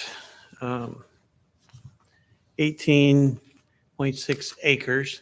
And it's the potential location for a church campus and open space as the two uses. It's presently two outlots that are part of the Sunset Ridge 12th edition. And they want to combine these two outlots into a buildable lot for this church campus. This would also require approval of a plat of survey to combine the two outlots, and also for the use as a religious institution, it would require a special use permit from the Zoning Board of Adjustment. And the great majority of that site will be the church campus, about 3.5 acres for the open space, a little over 18 for the church site. They plan to develop the church site in phases. The outlot that exists today, outlot ZZ, is on the eastern part of this site, and that has an existing single-family home on it. And so that home can remain until they're ready to do the next phase with expansion of the church, if that happens in the future. And the master plan notes that the single-family home can remain as a residential use subject to future special use permit approval for that church campus. There are 3 accesses that are proposed for this site on the master plan. The exact location of those will be determined at the time of approval of the special use permit. One is the frontage road on the corner of the site in this location. Another is on Lincoln Way in this location. And then the third is Durant Street at this location. Those are the 3 that are shown on the master plan. Again, the exact location and the number of accesses that end up on the approved site plan will be determined through the special use permit process. The site plan for this is in process, so there's not a lot of detail on the master plan, but the Zoning Board of Adjustment will review that site plan and approve that as part of the special use permit. And so what the city council has this evening for the master plan is something that can be approved by the city council without those additional details. The church building itself will be centrally located on the site near Lincoln Way, will include parking, drives, sidewalks, street parking lot lights, those types of improvements. The open space primarily will be for a detention area for stormwater for this site and for the other properties in the 12th edition of Sunset Ridge subdivision. There will not be clear cutting of those trees for this detention area. We're sensitive to that, and the open space could include other incidental improvements and walking paths, that type of thing through the open space. There's no street extensions proposed through this site, and there's a traffic study that impact study that was performed as part of the preparation of this that is discussed in your report. We recommend approval of the master plan and the rezoning, and we're open for any questions the council might have. Thanks, Ray. Questions? The question is just exciting. Yeah, good project. I guess I'm surprised that we don't see the entrance off Lincoln Way as problematic when we've got an exit or an entrance off of the frontage road and we've got the one coming out of the neighborhood. But I guess So just talk about the traffic study a little bit. So So the location of the drive has some spacing requirements for SUDAS. So what's depicted there meets the minimum spacing from Hartford, but it obviously could be moved a little bit depending on how parking lot works. Our traffic engineer was supportive of having 2 Lincoln Way access points to minimize traffic onto Durant. The volume of vehicles would justify having 2 points of access to a larger order street. And that was where staff supported adding one on Lincoln Way. Durant should be incidental at full build out. And then obviously that Thackeray frontage road would be a principal access point. And the way the traffic study looked at distribution of traffic, it was just under 50% from east and west in the way it looked at it. And that was, again, that's that build out with all the connections in there. So he believed it was justified and it didn't impact the operations of Lincoln Way significantly. It'll be a 3-lane section. So there's going to be left turn queuing on Lincoln Way. So there's no obstruction there. And there wasn't enough traffic to justify having to have a right turn lane added. So all of those things together with the 2 points of access, the engineer was satisfied that it could be done. Thanks. Other questions? Kelly, you talked about, or Ray, you talked about phased construction. Can you talk about how construction traffic is going to get onto the site in phase 1 and also how it's going to be developed in phase 1 to access the site? I'd probably let the applicant speak a little bit about their phasing in general because this plan doesn't present that. And typically that'll be through the special use permit process to understand the full phasing and design of the site, but I think they can answer some of their intent there. In terms of construction traffic, Public Works would either ask for it to come off of that Thackeray intersection or a temporary entrance could be approved off of Lincoln Way. They would discourage and not desire to have Durant be used as a construction entrance to the site. Yeah, not only construction, but also phase 1, not having all the traffic going on. Was it Hartford and Durant into the site also? Yeah, I think that's a question that the ZBA will definitely have to look at in terms of what's the size of the first phase and how does circulation work if you don't have the 2 Lincoln Way access points, but it may also be expected or built with the first phase. I think that's yet to be determined. So if that's important to council to stipulate because of the potential going in there, is that something that'd be part of the motion tonight? Yeah, I think that if council had an interest in some timeline for the 2 access points off of Lincoln Way to be defined, you could put that into a motion that's added to the zoning agreement that goes with the master plan. I was just thinking that, yeah, they have nothing to go by, here in terms of graphics. I understand that's probably in development, but it's just. Yeah, so for this master plan, the minimum expectation is open space access points. And then from there, council can force other details to be added. You could require essentially a full site plan concept if you wanted to. We were comfortable that the special use permit process got us there eventually. But I think you have the range as council with the master plan to add details if you like. All right.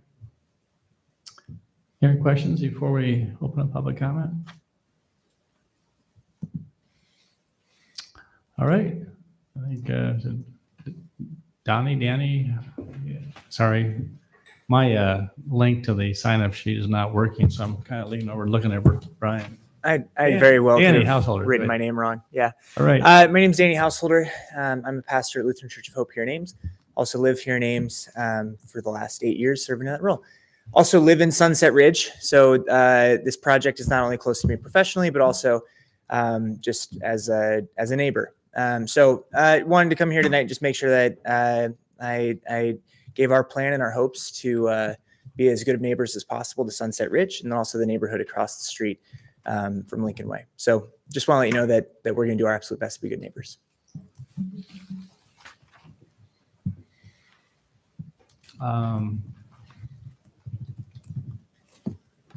I was going to, Jason, you coming up to talk or not? We need to hear from somebody talking about the access in phase 1, how you envision, traffic flow.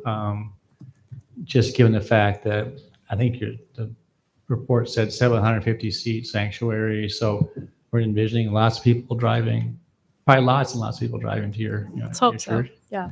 And just trying to envision and understand that, because I think it's really important that we, take into consideration in the approval, or the council does, how people are going to get to and from your site. Okay. So first of all, my name's Erin Olendike. I'm with Civil Design Advantage. Address is 4121 Northwest Urbandale Drive in Urbandale, in case you need that. So I'm the civil engineer working on the site plan for this project. So the first phase of development will kind of occur in the southwest quadrant of this site. And the intent with the first phase would be to install that western access onto Lincoln Way, as well as have that secondary connection to Durant. I mean, I would expect that most of the traffic is going to come onto Lincoln Way because that's the most direct route to that major roadway. Within the site plan itself, there will be queuing within the parking lot that does allow cars to stack, before coming in and out. So, And then what do you envision for the frontage road then? yeah, sure. So that would occur with the next phase of development. As the church grows, there'll be another parking lot on that east side. There will be kind of a roadway that goes, north, connects into Durant, and then it goes on the backside of the church towards the east. That would then be extended into another parking lot on the east side that then would connect to that other access onto Lincoln Way. Is there any kind of connection to not West Bend? They don't own that property, do they? No, we are not connecting to that roadway. As part of the first phase of construction, there will be a turnaround actually installed on that roadway, so it'll dead end. On West Bend? On West Bend as it comes up and over, yeah. So that roadway will not go through. All right. This is ideal because there's obviously Lincoln Way's designed for heavy traffic. Sunday morning is not going to be very much traffic there, so Correct. It's ideal. The frontage road, also, I'm on that frontage road too much because of Jack's, but there's a Chinese evangelical church that meets there as well, and so there may be some timing issues with that church in terms of service times and things. It might be helpful to sort of coordinate with them, but that's not a major arterial, obviously. Right. Yeah. I would envision most of the traffic going on that western access. And then on Sundays, they do have people that regulate how people get in and out of the parking lot. Yeah. They direct traffic. So. All right. Any questions for her? Thank you. Thanks. All right. We'll close public comment. Any closing questions? Excuse me, can I make a public comment? Yeah, I'm sorry. Sorry, I forgot to sign up. Well, that's quite all right. Like I said, to make it very clear. Go ahead. Introduce yourself. You may start. Yeah, sure. My name is Samuel Piccone. I'm actually a resident just to the east of this lot, right off of West Bend. And I haven't heard anything thus far about any sort of environmental studies that are happening in this area.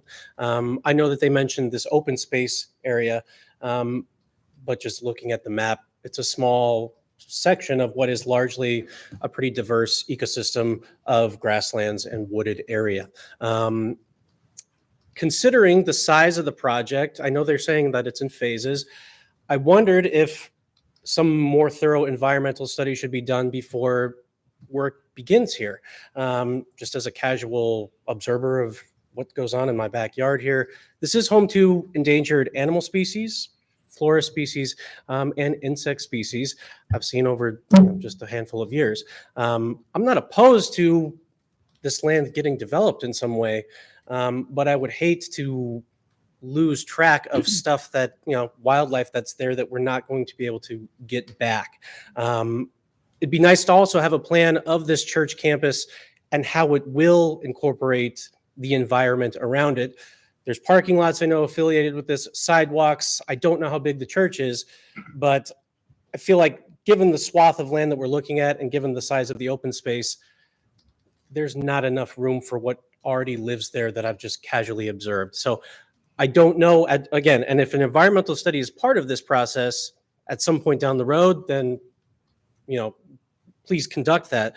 But considering that this isn't just residential, this is a bigger project, I think environmental consideration should be made before we move too far in advance to the point where we can't get that stuff back. Thank you so much for letting me speak. Thank you.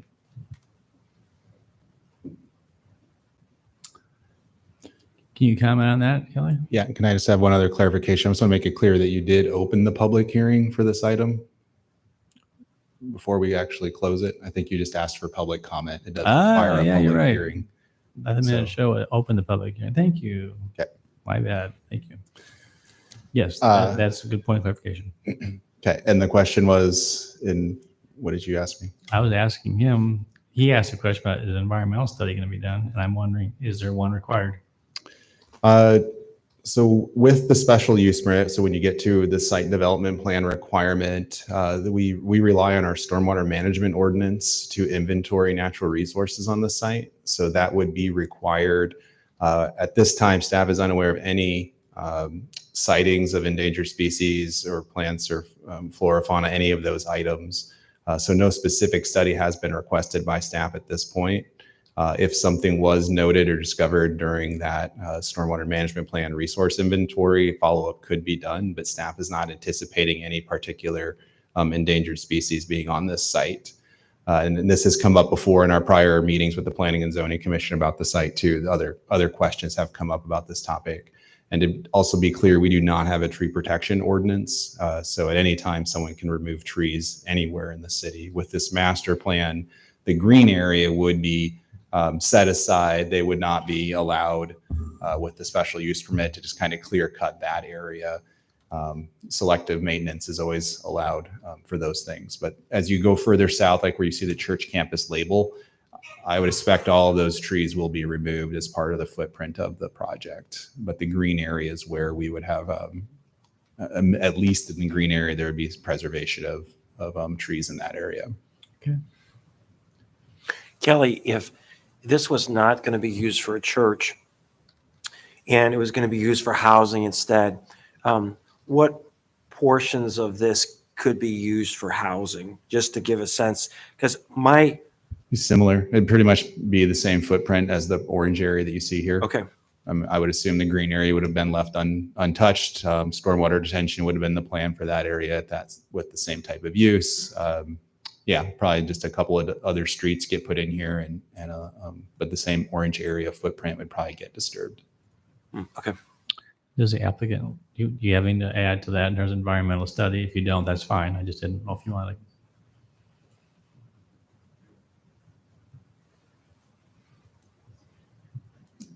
Again, you don't have to respond if you don't want to.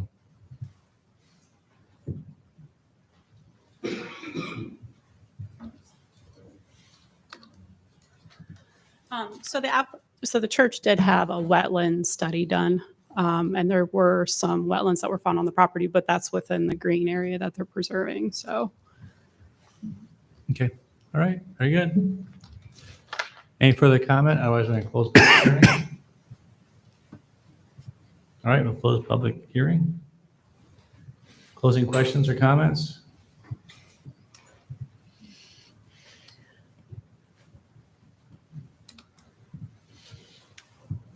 All right, before we get into one of the alternatives, is they kind of, is everyone comfortable with where they stand in terms of access to the site during construction in phase one? I think it's good that you asked the questions, but I sort of feel like fairly deferential to Damien's review of this. So, John, was your concern that we do whatever work is necessary on Lincoln Way in order to facilitate that southwestern corner development that we now know is phase one?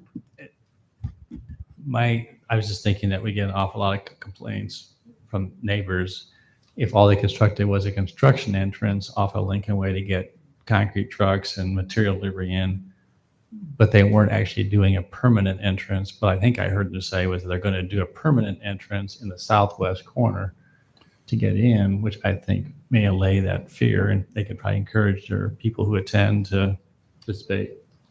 to use that entrance and try and minimize. I know the people will probably come out on Durant Street to go, but if they didn't have some kind of access off of Lincoln Way, I think that would become problematic. I just didn't know how, because we have nothing to go by essentially. So Right. If I could just clarify, so there will be an access on Lincoln Way. What's really the unknown until you get to the special use permit is whether that second point of access, when that's going to get built. So the traffic study assumed all 3 points of access exist. It didn't break out. We have some comments back to the applicant to look at if the first phase only has 1 point of access, what does that mean in terms of the traffic study? But at this point, the results are based on all 3 existing. So that was the question about the phasing. When do all of the access points exist? How does staff feel about that? Again, I think we're kind of waiting for the special use permit process until we really see exactly what's proposed. We're kind of waiting to see how that fits, how they're going to propose for that second driveway to work. They'll meet fire code with 2. They don't need 3 for fire code. So we know that will at least be accomplished. And then again, I think that if there is not that third point of access at the first phase, then the traffic study will review that with the special use permit and get an update in regards to what does that mean for traffic on Hartford, Durant, then to Hartford. Right. I think that's the critical point to us. So this is coming back to council again anyway before the final approval? You'll have second and third reading. Third reading has the zoning agreement, but there wouldn't be any necessarily anything new offered in that No process. No, not unless you request or require them to be part of the master plan before it's approved. So that's that degree of detail that you can add to a master plan if you require it. I think at that point, if that was the case, you were to add more detail, we may need to publish notice again, because you're setting a more specific plan for the site than what was noticed with this, but that is within the council's purview. Okay. I think the only reason I'm bringing it up is trying to minimize the impact on the neighborhood there to the west, and I would defer to Damien and staff to make sure that that's protected, because I think we all can anticipate that if there's a lot of cars going up there, there'll be people that will be appearing in council chambers complaining about the number of vehicles driving and safety and the common traffic questions. And we guess, I was just thinking this would be the time to try and bring it to their attention and just trying to make sure that if the size of the there's going to be 400 cars, 450 cars coming at one time if they're going to fill it to capacity. So I just was trying to head off at the past, the potential, and that might be from a standpoint of traffic. That's all. Right. So I guess I'm trying to tease out, John, I guess I thought that was part of the traffic study. Well, he said the traffic study. So the study analyzes full build out. It does not have a phasing component. So if the full project is not built in phase 1, which it won't be, that'll be a discussion item about how does it function as a partially implemented traffic study. So we're very comfortable with the results of the full build out. We have no issues with how it's going to work at full build out. The question of the phasing is yet to be determined. So if they build a 750 seat auditorium and only have one entrance off of Lincoln Way, but they're showing that they could comfortably handle it with 2 entrances off Lincoln Way, the frontage road and the other one, but that's not into phase 2. Will people start seeing the stacking on Lincoln Way and start driving up Hartford and getting into the backside of the site, via Durant? That calls for speculation. I'm just trying to help anticipate. I know it adds costs to do it. I get it. And it may also interfere with some of their site development plan. But I think we're asked to look at, look at the entire picture, and I'm not trying to side rail or derail the project. It's just more or less taking consideration. That's a lot of cars, in a short period of time, getting in and getting out. And there's no traffic control either.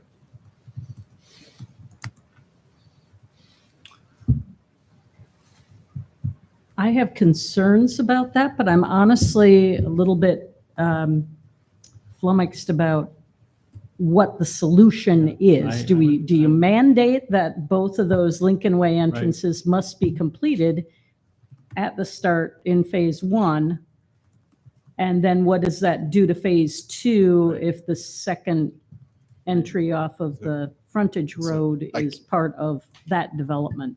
I can offer one thing. So as I said, Damien has not finalized the traffic study, and there is an outstanding request for looking at a single entrance with that to finalize the study. So we can have that data point before final approval for you, which is not for another 2 meetings, so that we can add a data point of whether staff thinks it is a significant issue or not, or at least have a sense of what the volumes would be if they're distributed they would be distributed differently, and then we can have a sense of that. If you're lacking data, which we don't have tonight, I agree we don't have anything else, we can provide one more data point for this. I mean, one piece I want to add is that no one cares more about this traffic issue than that guy right there. So they're going to want to make sure that their flock is safe going in and out of the church. And so I think if it's not right, they'll figure it out and they'll add the extra access if needed. All right. So I could offer, if you were looking at an adjustment to an alternative, you could choose to approve on first reading and direct staff to provide the finalized traffic impact study prior to third reading and approval of the zoning agreement. That would be a mechanism to add that data point into the process before and while you're approving the actual master plan and zoning agreement. I move that. Second. Did you catch that, Carly? Man, you are good. And before we vote, one thing, I just want to thank Samuel, right, for coming. It's a long time to stay. And the fact that you cared enough about this to show up at a council meeting at 8:45. Thanks for coming. Just want to say thank you. Mm-hmm. Roll call. Junk, Aye. Betcher, Aye. Beatty Hansen, Aye. Rollins, Aye. Corriere, Aye. Garten. Aye. Very good. All right, we'll move back up to item number 27. Hearing on zoning text amendment, chapter 29, townhouse building types.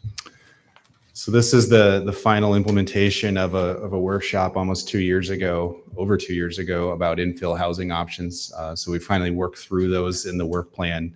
This is a unique product that's trying to encourage a different building type that we don't see very often because it's generally not very competitive in the apartment rental market in terms of efficiency. So we're trying to encourage that if you provide garage parking, will lower your parking requirement by 1 space for 3-bedroom units. So normally in a 3-bedroom apartment needs 3 parking spaces. In this case, you'd only have to have the 2. To also address that these are generally going to be small infill sites, staff can approve up to an 8-unit project. There is a massing issue that we want no more than 5 units in a row as a building for this advantage. What we're trying to safeguard against is a large apartment project where maybe it does multiply out into a lot of units and there really isn't appropriate amount of parking for that. So if someone wants to do a bigger unit or a bigger project, they can come to council as a planned unit development. So staff would look at anything that's under 8 units. If someone came in with 12 or some other number, they could come to council and get the same benefit of doing this. So we're hopeful that this is encourage a little bit different product type. It's likely for rental purposes. It doesn't mean someone couldn't do a condominium regime and create an ownership opportunity. The benefit to the developer is that might be an opportunity that's a little more beneficial than going through our platting process of trying to create fee simple lots underneath each unit, which is another way to do it that you could do now. But this might be an easier mechanism for a builder to actually make small condo projects if they wanted to. But I would say it's most likely geared towards a infill rental project. Now, to take advantage of some of this, we do have design standards. So to go along with Plan 2040's encouragement of infill, we are always going to have a compatibility element that we're trying to add into these. So not only just the unit size and limits are in here, we've also incorporated some basic design approaches. We are, as much as we can, we're encouraging people to essentially front the units towards the street. And so there's those 3 diagrams in the draft ordinance to kind of give you an idea of different ways these small projects could get laid out. All 3 of those are approvable. Even the one that is perpendicular to the street However, there's some design relief. You get setback reductions to encourage the more units if you orient them with the front doors to streets instead of perpendicular to the lot. Now, the standards are in here again to encourage reduction of blank walls as the side walls of units, to have a door that faces the street, again, to complement generally a residential character of the streetscape. Those elements are in here. And that's the goal that we have, again, is to try small infill with some design context that matches the environment around it. Kelly, I love all of this, and I'm excited to see this roll out. Is this a fairly standard plan? If a builder from the metro area comes up and sees that, is this going to be similar to what they're going to see in the metro? It's going to vary. Des Moines has more prescribed design requirements than most cities do for all types of housing. So the idea of having some presence to the street would be familiar for a Des Moines builder. Okay. Almost all other cities are taking this type of product through a city council approval process. So it's probably hit or miss exactly what gets emphasized. Not a lot of staff approval of this type of product generally. So some of them will know what we're talking about, but the idea of a garage on the ground floor, living area probably on the ground floor, but living area above, that's a pretty common building type to see everywhere. Yeah, so I'm excited. Two other questions. If you had the right property, could you put two of these together? Because your point was spot on. It's pretty hard to do an HOA with such a few number of units. And so I would love to see more owner occupied. I get questions all the time. Why don't we have more townhouses and condos? And so if it's possible that you could have a couple of these together that maybe create some kind of potential critical mass for an HOA, is that possible? I think so. Like, let's take the middle one where it's perpendicular to the street. Let's say you had a 12,000 square foot lot that's like 80 by 140, and you had two of those side by side as a builder, and you combine them into one lot. Yeah, now you can build 8 or 10 units on that property using this tool. Maybe they have to come to you for the PUD to do it because it's more than 8, but that would allow for a builder to kind of make that work a little bit differently than it does now. Okay, last question, and this is out of the box. If we were interested in finding ways to incentivize an owner occupancy structure, are there levers that we would have to do that? Because I just feel like we've got lots of rental opportunities, and just having these as rental, I just don't love that as much. It doesn't change the world. Whereas if we could see some of these projects built that were owner occupied, I mean, even 4 or 5 of them, that would sort of move the needle, because we just don't have that many of these units. Any ideas if we wanted to pursue something like that? Your best lever is the one that you have, which is the tax abatement that you provide for ownership housing, whether it's attached or detached. So if they were to make a condominium regime, they would be eligible to apply for tax abatement as long as it's the primary residence of the owner. Well, but that presumes the guy is or lady's going to live there. I don't know. And I don't necessarily expect you to have anything in mind, but if you come across, someone makes a suggestion or something, I don't know. I think the council, just at least me, I would be very excited about finding ways to create more owner occupied opportunities. But I love what you did with this. And I think that's my message when I hear builders that want to do infill projects. I would say it's not that we wouldn't approve a rental project, but the city's policy is to encourage an increase in the proportion of ownership housing in the city. That's why we have the tax abatement program. And when you're looking at PUDs and things that want relief, that's your lever to say, we're really mostly interested in ownership housing. We'll help you get to that. We'd be most excited to help you get to those things. And I think you might see a project soon that's decided to go towards ownership from rental because of the tax abatement option with townhomes. They've just applied, so we'll see as they come through the public hearing process if that's going to turn into an ownership townhome project instead of a rental. And that'd be a good example of how the city has tried to push that choice with the developer, even though it's not mandated. But would the builder live on the property? No, the builder doesn't have to live there. The purchaser of the condominium is the one that files for the tax so abatement. they'll get that abatement. Yep. Okay. The builder has nothing to do with getting the tax abatement. Okay. apologize. Yep. Sorry, Thanks for I that. was a little confused, but I wasn't 100% sure I was Yep, yep. following your No, you thinking. clarified that. Great. Other questions? Kelly, we chatted before about this. There's a few items that were, some wording and a couple other things that you suggested. Maybe we just continue this to the next one so you can kind of clean up. Like there's a. Yeah, I think as we talked this afternoon, I think it was clear that we only showed 3 interior lot arrangements. And the most material question was, well, how does it fit with the language related to a corner lot? So I think we should add a statement clarifying how corner lots, because you'd have 2 street faces, what's expected there. I think that'd be a good addition to the ordinance. I think we had a couple other more like typo oriented kinds of things. So I think it'd be best to give us a chance to just give you a clean ordinance and bring it back on the 11th. I don't think there's any pressure to go through first reading tonight to try and save 2 weeks. Yeah, one of the words was missing was not. It says do compliment. It should say do not compliment. So it's just catching some of those things. What a whiner you are. That was my major in college. Didn't show that. So I got a degree in whining. Yeah. So our recommendation tonight would be to hold the Continue public it. hearing Yep. and then continue it to March 11th to get an updated ordinance. Is there a motion to continue the public hearing to March 11th? So moved. All right. Second. Those in favor say aye. Aye. Any opposed? Motion carried. All right. All right, before we get into item 29, let's just take a 5-minute break and stretch, and we'll reconvene back at 9 o'clock.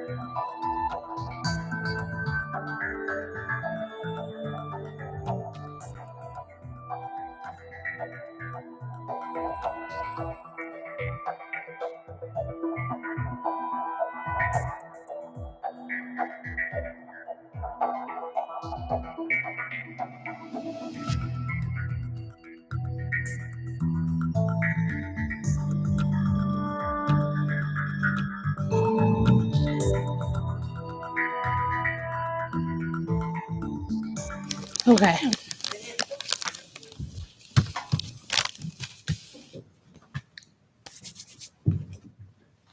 All right, we will move on to item number 29. Hearing on the 2023-2024 stormwater erosion control College Creek Bank stabilization. Any questions for staff on this item? All right, declare the public hearing on this item to be open. Is there anyone that wants to address council on this item? Seeing none, I'll declare public hearing to be closed. Entertain a motion accepting reported bids. So moved. Second. Those in favor of the motion, please say aye. Aye. Any opposed? Motion carried. Entertain a motion on resolution approving final plans, specifications, and awarding the contract to Jackson Contracting LLC of Des Moines, Iowa, in the amount of $95,143.17. So moved. Second. Roll call. Betcher, Aye. Beatty Hansen. Aye. Rollins. Aye. Corey. Aye. Garten. Aye. Junk. Aye.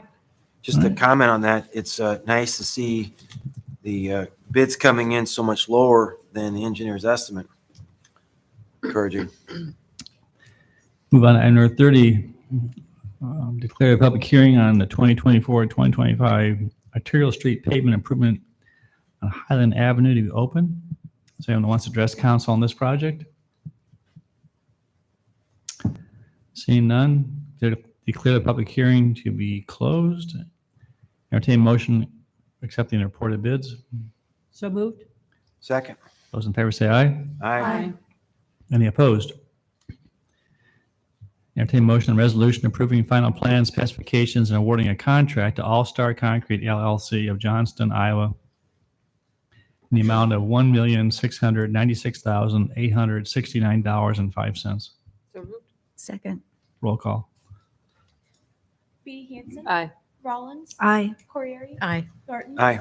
Junk. Aye. Betcher. Aye. Thank you. Moving on, item number 31, declare the public hearing on 2024-2025 shared use path system expansion, Skunk River, to be open. Is there anyone who wants to address council on this topic? Seeing none, we declare the public hearing to be closed. Entertain motion accepting reported bids. So moved. Second. Thank you. Those in favor, please say aye. Aye. Any opposed? Motion carried. Entertain motion on resolution approving final plan specifications awarding a contract to Howry Construction of Bondurant, Iowa, in the amount of $249,649.25. So moved. Second. Roll call. Rollins, Aye. Corrieri, Aye. Garten, Aye. Junk, Aye. Betcher, Aye. Beatty Hansen. Aye. Thank you. Item 32, declare a public hearing on proposal to vacate easements located at, this is Part Willow Creek Estates, second edition. Anyone interested in addressing council? Seeing none, declare a public hearing to be closed. Entertain a motion on resolution approving vacation of existing 20-foot water main easement located at east 10-foot of Lot 1 and west 10 foot of Lot 2, and the existing sanitary sewer easement located in part of Lot 2. So moved. Second. Roll call. Corrieri, Aye. Garten, Aye. Junk, Aye. Betcher, Aye. Beatty Hansen. Aye. Rollins. Aye. All right, move on to item number 33, amendment to section 2.45 municipal code, duties and powers of city manager, authorized delegation of duties and powers. Any questions for staff on this item? All right, we will open a public comment before we have reading on the ordinance. Does anyone want to address council on this topic? All right, we'll close public input. Entertain a motion on first reading of ordinance. Move on first. Second. Thank you. Roll call. Garten, Aye. Junk, Aye. Betcher, Aye. Beatty Hansen. Aye. Rollins. Aye. Corrieri. Aye. Thank you. Okay, and item number 34, council, we got an email from Jim Popkin and also some communication from Kate Gregory, and also had some questions on this one myself regarding the notice of hearing requirements. And Kelly, would you mind come up here again? Just we talked about this also before the meeting. And I believe I can speak on behalf of council and staff that there's no intent to try and diminish or reduce the amount of communication and outreach to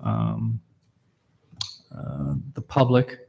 But you gave a great summary explanation when we were talking. Can you just kind of summarize again what we're trying to accomplish and the mailing, and also what an alternative might be in terms of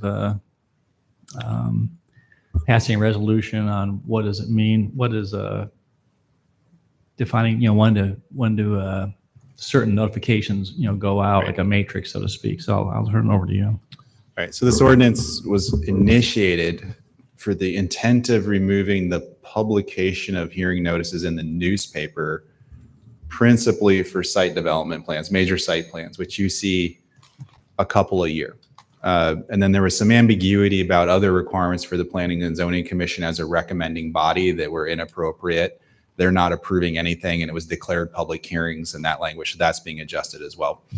But as we worked through that initially with you, it came to light through the city attorney's office that the way Iowa code is written, that effectively, if you require notice by ordinance, it makes it a public hearing. And if it's a public hearing, it must be published in the newspaper. So to address the initial issue of just trying to avoid newspaper publications as not a great means of interacting with the public, the alternative was to bump up the level of what we call courtesy notice. So we have always had extra notice in our code. So mailed notice is not required except for in certain specified statutes. And then we post signs on sites, and that's probably our best example of notice to people. It's above and beyond law to go post signs and say that a hearing is going to happen in relation to this property. So we've categorized that a little bit differently here and said that courtesy notices may be done by city staff. But as noted by the commenter, it says may, because it's courtesy and it's not required by code. And I think we talked about that when we approved this on first reading, that this is kind of how the structure is. It's incumbent on staff. Clearly, intent of council is for us to do the courtesy notice. It's our job to do that, and you need to rely on us to do that. But it's not mandated. So another option that could relieve, if there is any angst that staff is going to do the courtesy notice, there is an option that that you could adopt a separate policy outside of the municipal code, directing staff on how to approach courtesy notice. So it's a little more of an expectation that's approved by council and directed to staff as a performance requirement that you expect of us. I think functionally it's the same as what's in this ordinance, but it could be a separate action that council would feel more comfortable with. And we've talked to the city attorney's office. They believe that we could do some kind of a separate resolution about courtesy notices to address, again, a variety of issues, specifically the ones that are in here. It wasn't also a question about the distance also? So you also have a referral that you gave me about a month ago to provide a report on the 200-foot mailing notice standard that we have. If we were to increase that distance, what does that mean in terms of cost and time? You didn't give me a date. I have not had a chance to do that yet. So that's another element of that notice process. So if you were to ever increase the distance beyond 200 feet, you could do that by ordinance. You could put it in the courtesy notice language. You could do that a couple of different ways, but it would be above and beyond minimum code if you did that. Kelly, obviously our goal is to make sure that what we're doing is transparent, and any people that are impacted by our actions are receiving adequate notice so they can govern themselves and seek redress and representation, all those things. But it seems like there should be some kind of model approach to this, like that there's sort of best practices out there. Are we looking at this just sort of in isolation to us, or are we looking at code sections that our peer communities are doing that are doing something similar? So again, we came at this for literally major site plans was our issue. Most cities provide 0 notice for major site plan reviews. So if you're in Ankeny, where almost every commercial site, every apartment project is approved by a board and commission, there is no mailed notice requirement with that. If you're in Waukee, it's a courtesy notice to have something like that approved. So we're kind of a little bit above and beyond that by trying to continue to do what we have done for 20 years and keep that in our code in some fashion to help staff do that. So I think we're trying to go a little bit further than many people do. Des Moines has a similar concept in their code about courtesy notice. So they have a similar, this is kind of modeled after one of their options where they direct staff to do courtesy notice as applicable or something like that. So we kind of was a way to start to structure this.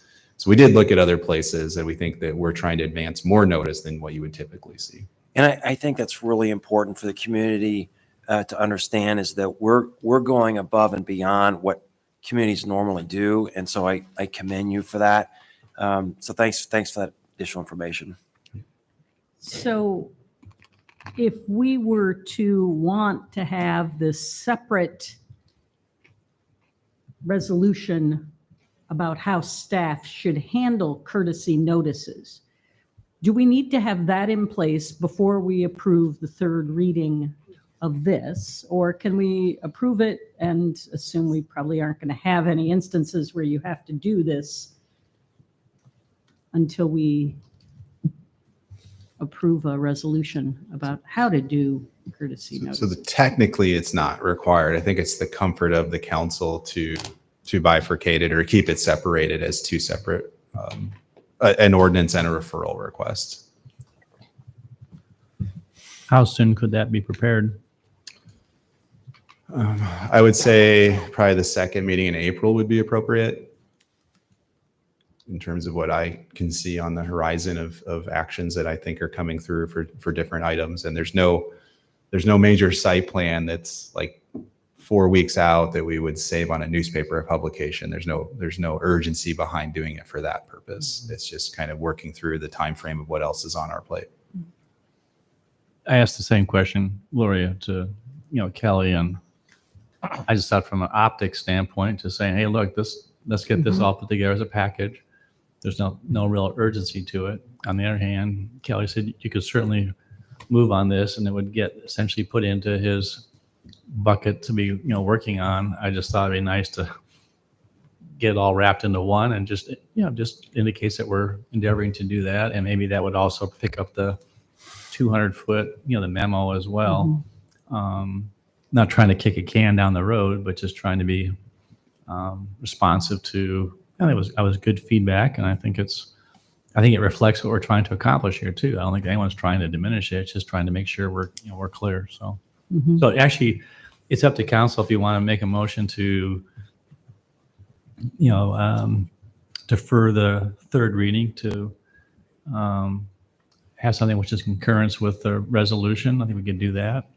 Or if you prefer to move forward on this one, and then just basically look for this resolution to come back So soon. now you mentioned the 200-foot guidance, which we haven't gotten yet. Where would that fit in if we were to defer this? It's in here. There's 200 foot. It would just change it from 200 foot. So it would be modifying the third reading. Right. Okay. Yep. No, we can't do that. There is no proposal to increase notice distance with this ordinance. So if you were to put it in the resolution format, that's one thing. But if you want it in code, we have to do another text amendment. We did not propose to amend, and nor has there been any amendment to the 200-foot notice distance. Well, it's courtesy notice says within 200 feet, though. I thought that was the 200 feet could be changed to 300 or 400 feet before the third reading. Just in the courtesy notice section, yes. But there's other sections that have a specification in it that's not part of this ordinance. I was thinking just the courtesy. This one at this point in time, maybe we go back and visit that other ones at a later date, but I was just good point. There's other sections that specify a distance. So Correct. you would want to do a one, well, Yeah. hopefully So one- your memo one would cover everything, but the point is this would be cleaned up or changed if council wanted to. And then you could always go back later on and pick up other ones if the council wanted to. Correct? Yeah, so I think the way I would put the three pieces together, even though there hasn't been a motion, there's one motion to give you information about cost and time to expand notice. And is it productive for us to do that? Once you have that, if this was adopted tonight, then you would have to initiate an additional text amendment to modify anywhere that you want the notification distance to be increased, which is possibly in ZBA items, possibly in zoning change items, possibly in courtesy notice. If you don't approve this tonight, the only change you could make related to distance in the future is in that courtesy notice section, because that's the only element that's being edited in here that has a distance in it. And then you would still have to go back and adjust the ZBA or some other section if that was your choice. Right. And when do you anticipate having the memo on the distance? My comfort is for April 22nd, which is your second meeting. I think I can address the idea of a resolution for courtesy notice, and I think we can give you the data. I know we can give you the data in relation to mailing notices, and then you can give us direction from there how to proceed.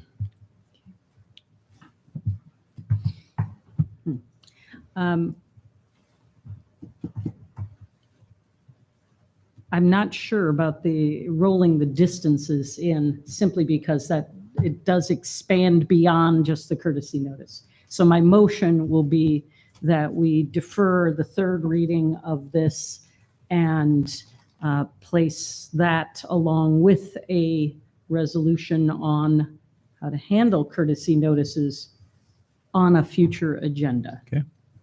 Is there a second? Second. All right. I mean, Kelly, I think Gloria's motion is fine. There's really not a timing issue here for us. It's not critical, no. Yeah. So if a council member feels strongly about this, I just think we go with it. Yeah, I think it is also possible with if you adopt this resolution, the language in the ordinance probably gets changed for the courtesy ordinance or the courtesy notice component as well. So we'll have to see what that means when we get to that.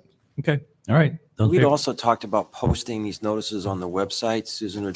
Yeah, so Susan and I have talked. I think we'll have a mechanism available here in March to do that. So we've been talking about, so we had some examples from a couple of different cities, and then exactly what we're putting on there is what we're going to be going through as staff here in March. And I think it's super exciting. We're giving people an opportunity to sign up for notices, or they can see them on the website. So this whole conversation has led to, I think, a much better delivery of communicating what we're doing. Yeah, and so the website will be done before we ever get back here at April 22nd. So That's great. I'm pretty confident by the end of March, we'll have that set up and it's ready to go. All right. Entertain, those in favor of the motion, say aye. Aye. Any opposed? Motion carried. Thank you, Kelly. Appreciate it. All right, entertain a motion on third reading and adoption of ordinance number 4549 on text amendments to chapter 29, article 12, floating zones, blot and block design. Move on third. Second. Roll call. Junk, Aye. Betcher, Aye. Beatty Hansen, Aye. Rollins, Aye. Cordery, Aye. Barton. Aye. All right, thank you. Where we have 5 dispositions of communication to council. First is request for special use permit on game day parking at Haunted Forest Lot from Lynn Ballard. He addressed us. There's an email in your packet, and he made comment during public forum. Is there interest in doing that or declining? This is a hard one. I don't know what to do with this. Do we have a memo already? I don't believe you've had a memo on this. So if you wanted to pursue his request, I would recommend that you ask staff for a memo. Does he have a special use permit now for how it's operating, or it's like, Kelly?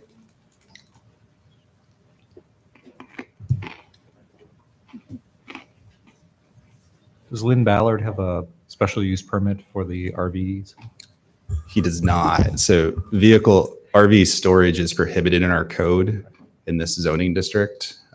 He has a variance for the property to allow for parking of vehicles for events at the Iowa State Center. So by our code, parking is 3 days or less. So that works perfectly for football game weekends. It does not allow you to keep an RV on the property for 4 months at a time.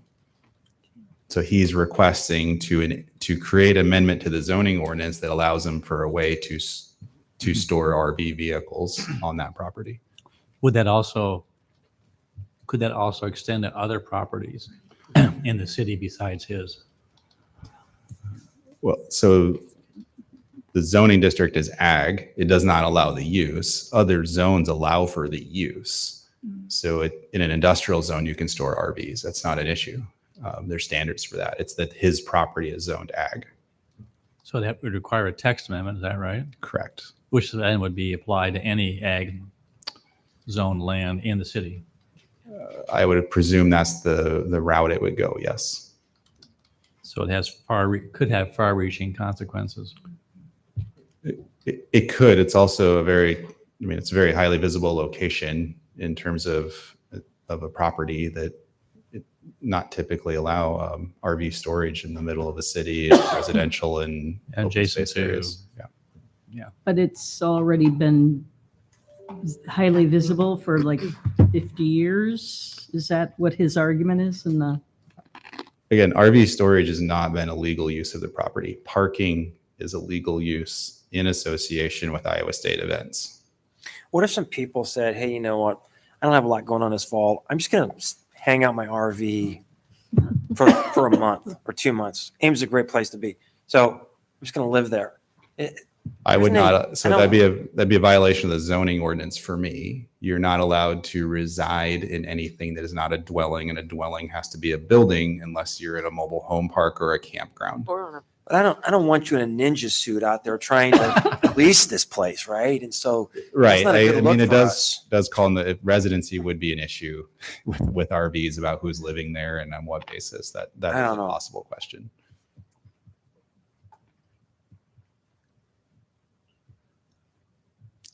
All right. Is there I an would move interest? that we respectfully decline at this time. Okay.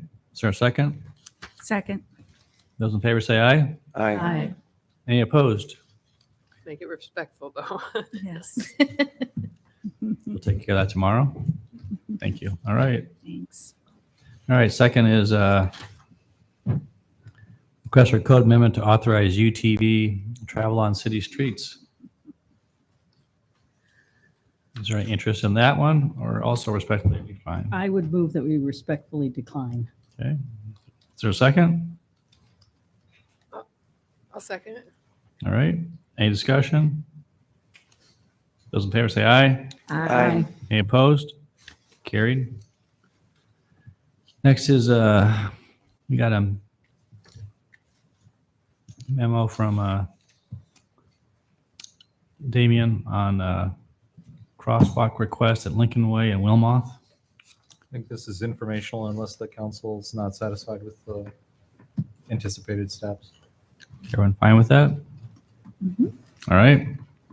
Property tax notice insert. Go Hold ahead. on just a second. We got that memo from Damien. Have we let the person who originally requested it know that we were going to get the memo and referred that memo to the original sender? So they have the information. I don't remember who sent it originally, That's a good point. but it seems like it would be good for that person to have this information.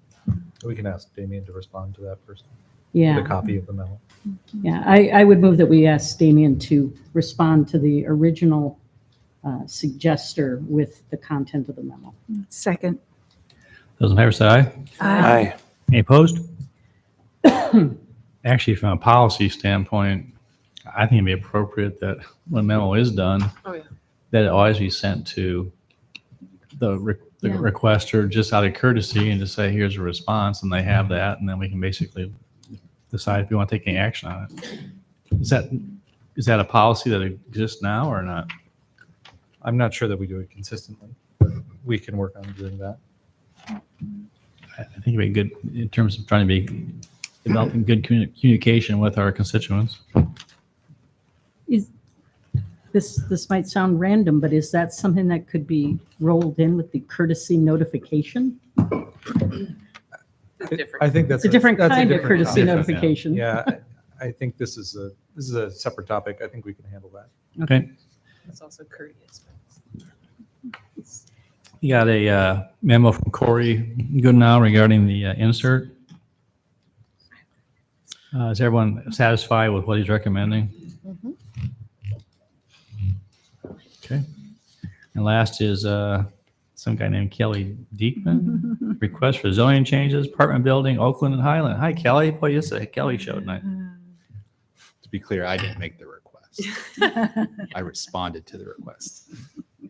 So we're recommending placing this on the March 11th agenda. I would move we place this on the March 11th agenda. Second. All right. Those in favor say aye. Aye. Opposed? Carried. Thank you. Thanks, Kelly. Appreciate it very much. Discover Ames, any reports from them? Yes. 1 second. So, this was interesting. It's two quick things. Occupancy rate has been consistent over the last couple of years, but we really increased the number of rooms. I thought the council would find this interesting. In 2018, there were 1,560 rooms, and now we have 2,042 rooms. So pretty significant increase in hotel rooms, and we're still maintaining that occupancy. And then the second thing I thought was really cool, on their strategic plan, there's some wordsmithing going on, but I think it's consequential to focus on hospitality instead of just serving. And that means something to me. And so I just wanted to call that out. And I think some good work going on at Discover Ames. I don't know if Anita, you had anything else? Nope, that sounds great. Yeah. We did meet at the Ames Historical Museum, and so that was nice to get everyone in there. But Mhm. That's all. Thank you. Area. Nothing new. Nothing new on Story County Emergency Management. Transit, anything new? Not really, no. We approved a grant request of $400,000 from the AMPO for STBG federal funds coming up. And then we reviewed our spring semester ridership so far. Week 3 of the spring semester was up 10.9% versus Wow. last year. So some good trends in ridership at the start of the spring semester. Do they track the temperature too to see if that affects it? I was gonna say, They I'm do wondering not. about that. But yeah, they also have a quarterly operations report. So we recently received from the second quarter of the fiscal year, so from October to December. If anyone's interested in going through that, some good information there. Very good. And our new student representative, that was his first meeting also, Eric Rolls. Good. All right. Council comments. Emily. Okay, so we are pretty much 1 month out from the joint meeting. So my committee has come up with some proposed topics. One of them is downtown engagement, and then sustainability and resource recovery. The third one is SciRide, but I'm going to see what kind of SciRide questions I can answer before we do that, since I'm a member of the SciRide board. And then student engagement with city committees and like boards and commissions. We want to increase that. So we've been looking into those more and trying to get people to join them and have more information about them. So that will also be going on the student government website. And then back in October, we had the Big 12 student government conference, and we were privileged to have Mayor Hala speak about the ex officio position. And the University of Kansas and the city of Lawrence have collaborated to create an ex officio position with their council. So we're pretty excited that we have inspired another That's right. community. Friend Center. That's right. Yeah. So Yeah. we're very happy about that one. And then my committee is also working on a Ames and SciRide FAQ section of our little committee page on the student government website. So we're probably going to link the existing Ames FAQ page, and then we'll just add some other questions that might not be on there that students might want to know about. But yeah, so we're going to link the current FAQ page and all that. Would you confirm the date that we are meeting? March 26th. Wednesday, March 26th. Time? 5 to 7 p.m. in the Memorial Union Sunroom. In Ames, Iowa? Yes. 5001. I think it's 50010. I was going to say. Phone, no, just kidding. Go ahead. All right. Well, thank you very much. 326, 5 to 7, MU. All right. As you probably can tell, I didn't have it on my calendar, but it's going to be on my calendar. So There we go. Perfect. thank you. Rachel, Nothing for me tonight. Timothy. Yeah, just thank you for those who participated in the discussion. I always like it when I see people that have never been to a council meeting before.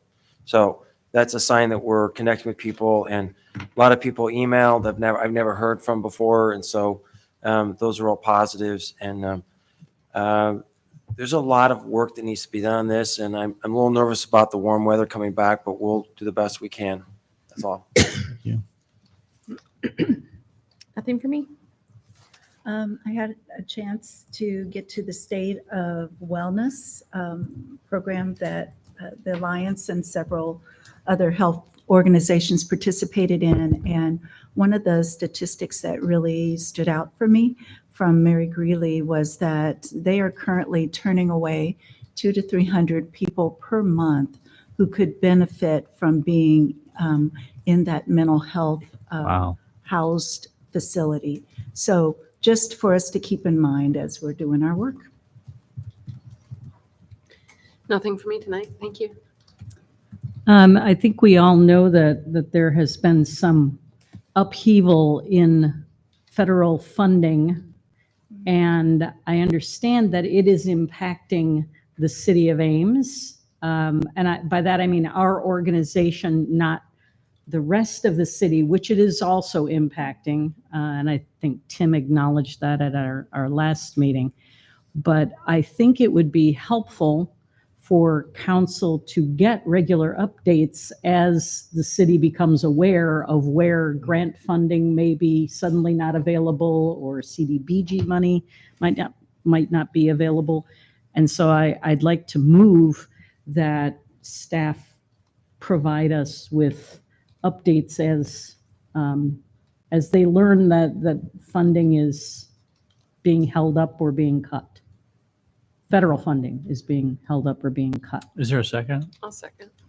Yeah, could it be once a month, sort of like we get the Fitch? Or just as the PRN as Yeah, needed? I think with this recent issue, we intended to get a memo to the council. I don't think that occurred in time for the meeting here, but we still intend to get you some background information about the communications that we've received and what the impacts are. If you want to adopt a motion to direct us to do that, we can do that. But I think we would, if it's something that we know has been impacted, yeah, that would be fine. I get a little nervous about decisions that may be made or that are threatened but may not yet have been made. So I think we would want to focus on things we've gotten formal communications about. Yeah, and I guess I wanted to focus on that too, but I think also not just funding that's been cut, but funding that we know is not coming to us on the schedule that it was supposed to arrive. As I understand it, there are some, at least HUD-oriented programs where the delays may have impacts for CDBG or home funding, that kind of thing. But I don't know that's the case, and I would leave it up to staff to determine whether it was something that they felt was impacting city operations in some way. Okay. So motion's been made and seconded. Those in favor say aye. Aye. Any opposed? That's it. All right. Mr. Lambert. Yes. Does council have justification to go into closed session? Yes, you do. And there are two reasons to go into closed session. There are three matters. And the Iowa Code provides in section 21.51C that the council can go into closed session to discuss matters that are in litigation or where litigation is imminent. And also, Iowa Code Section 21.51J allows the council to go into closed session to discuss particular real estate issues. All right. Is there a motion to go into closed session?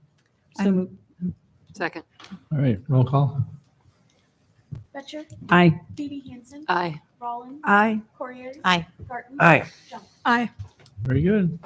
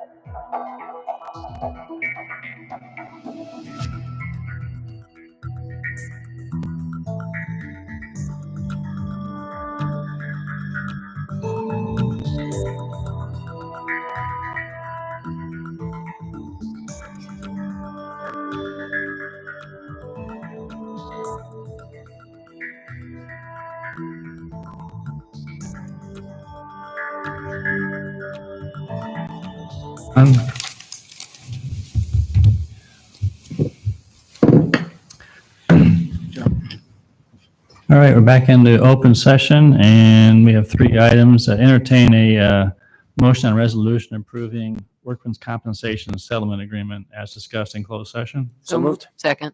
Thank you. Roll call. Aye. Aye. Aye. Aye. Aye. Aye. Thank you.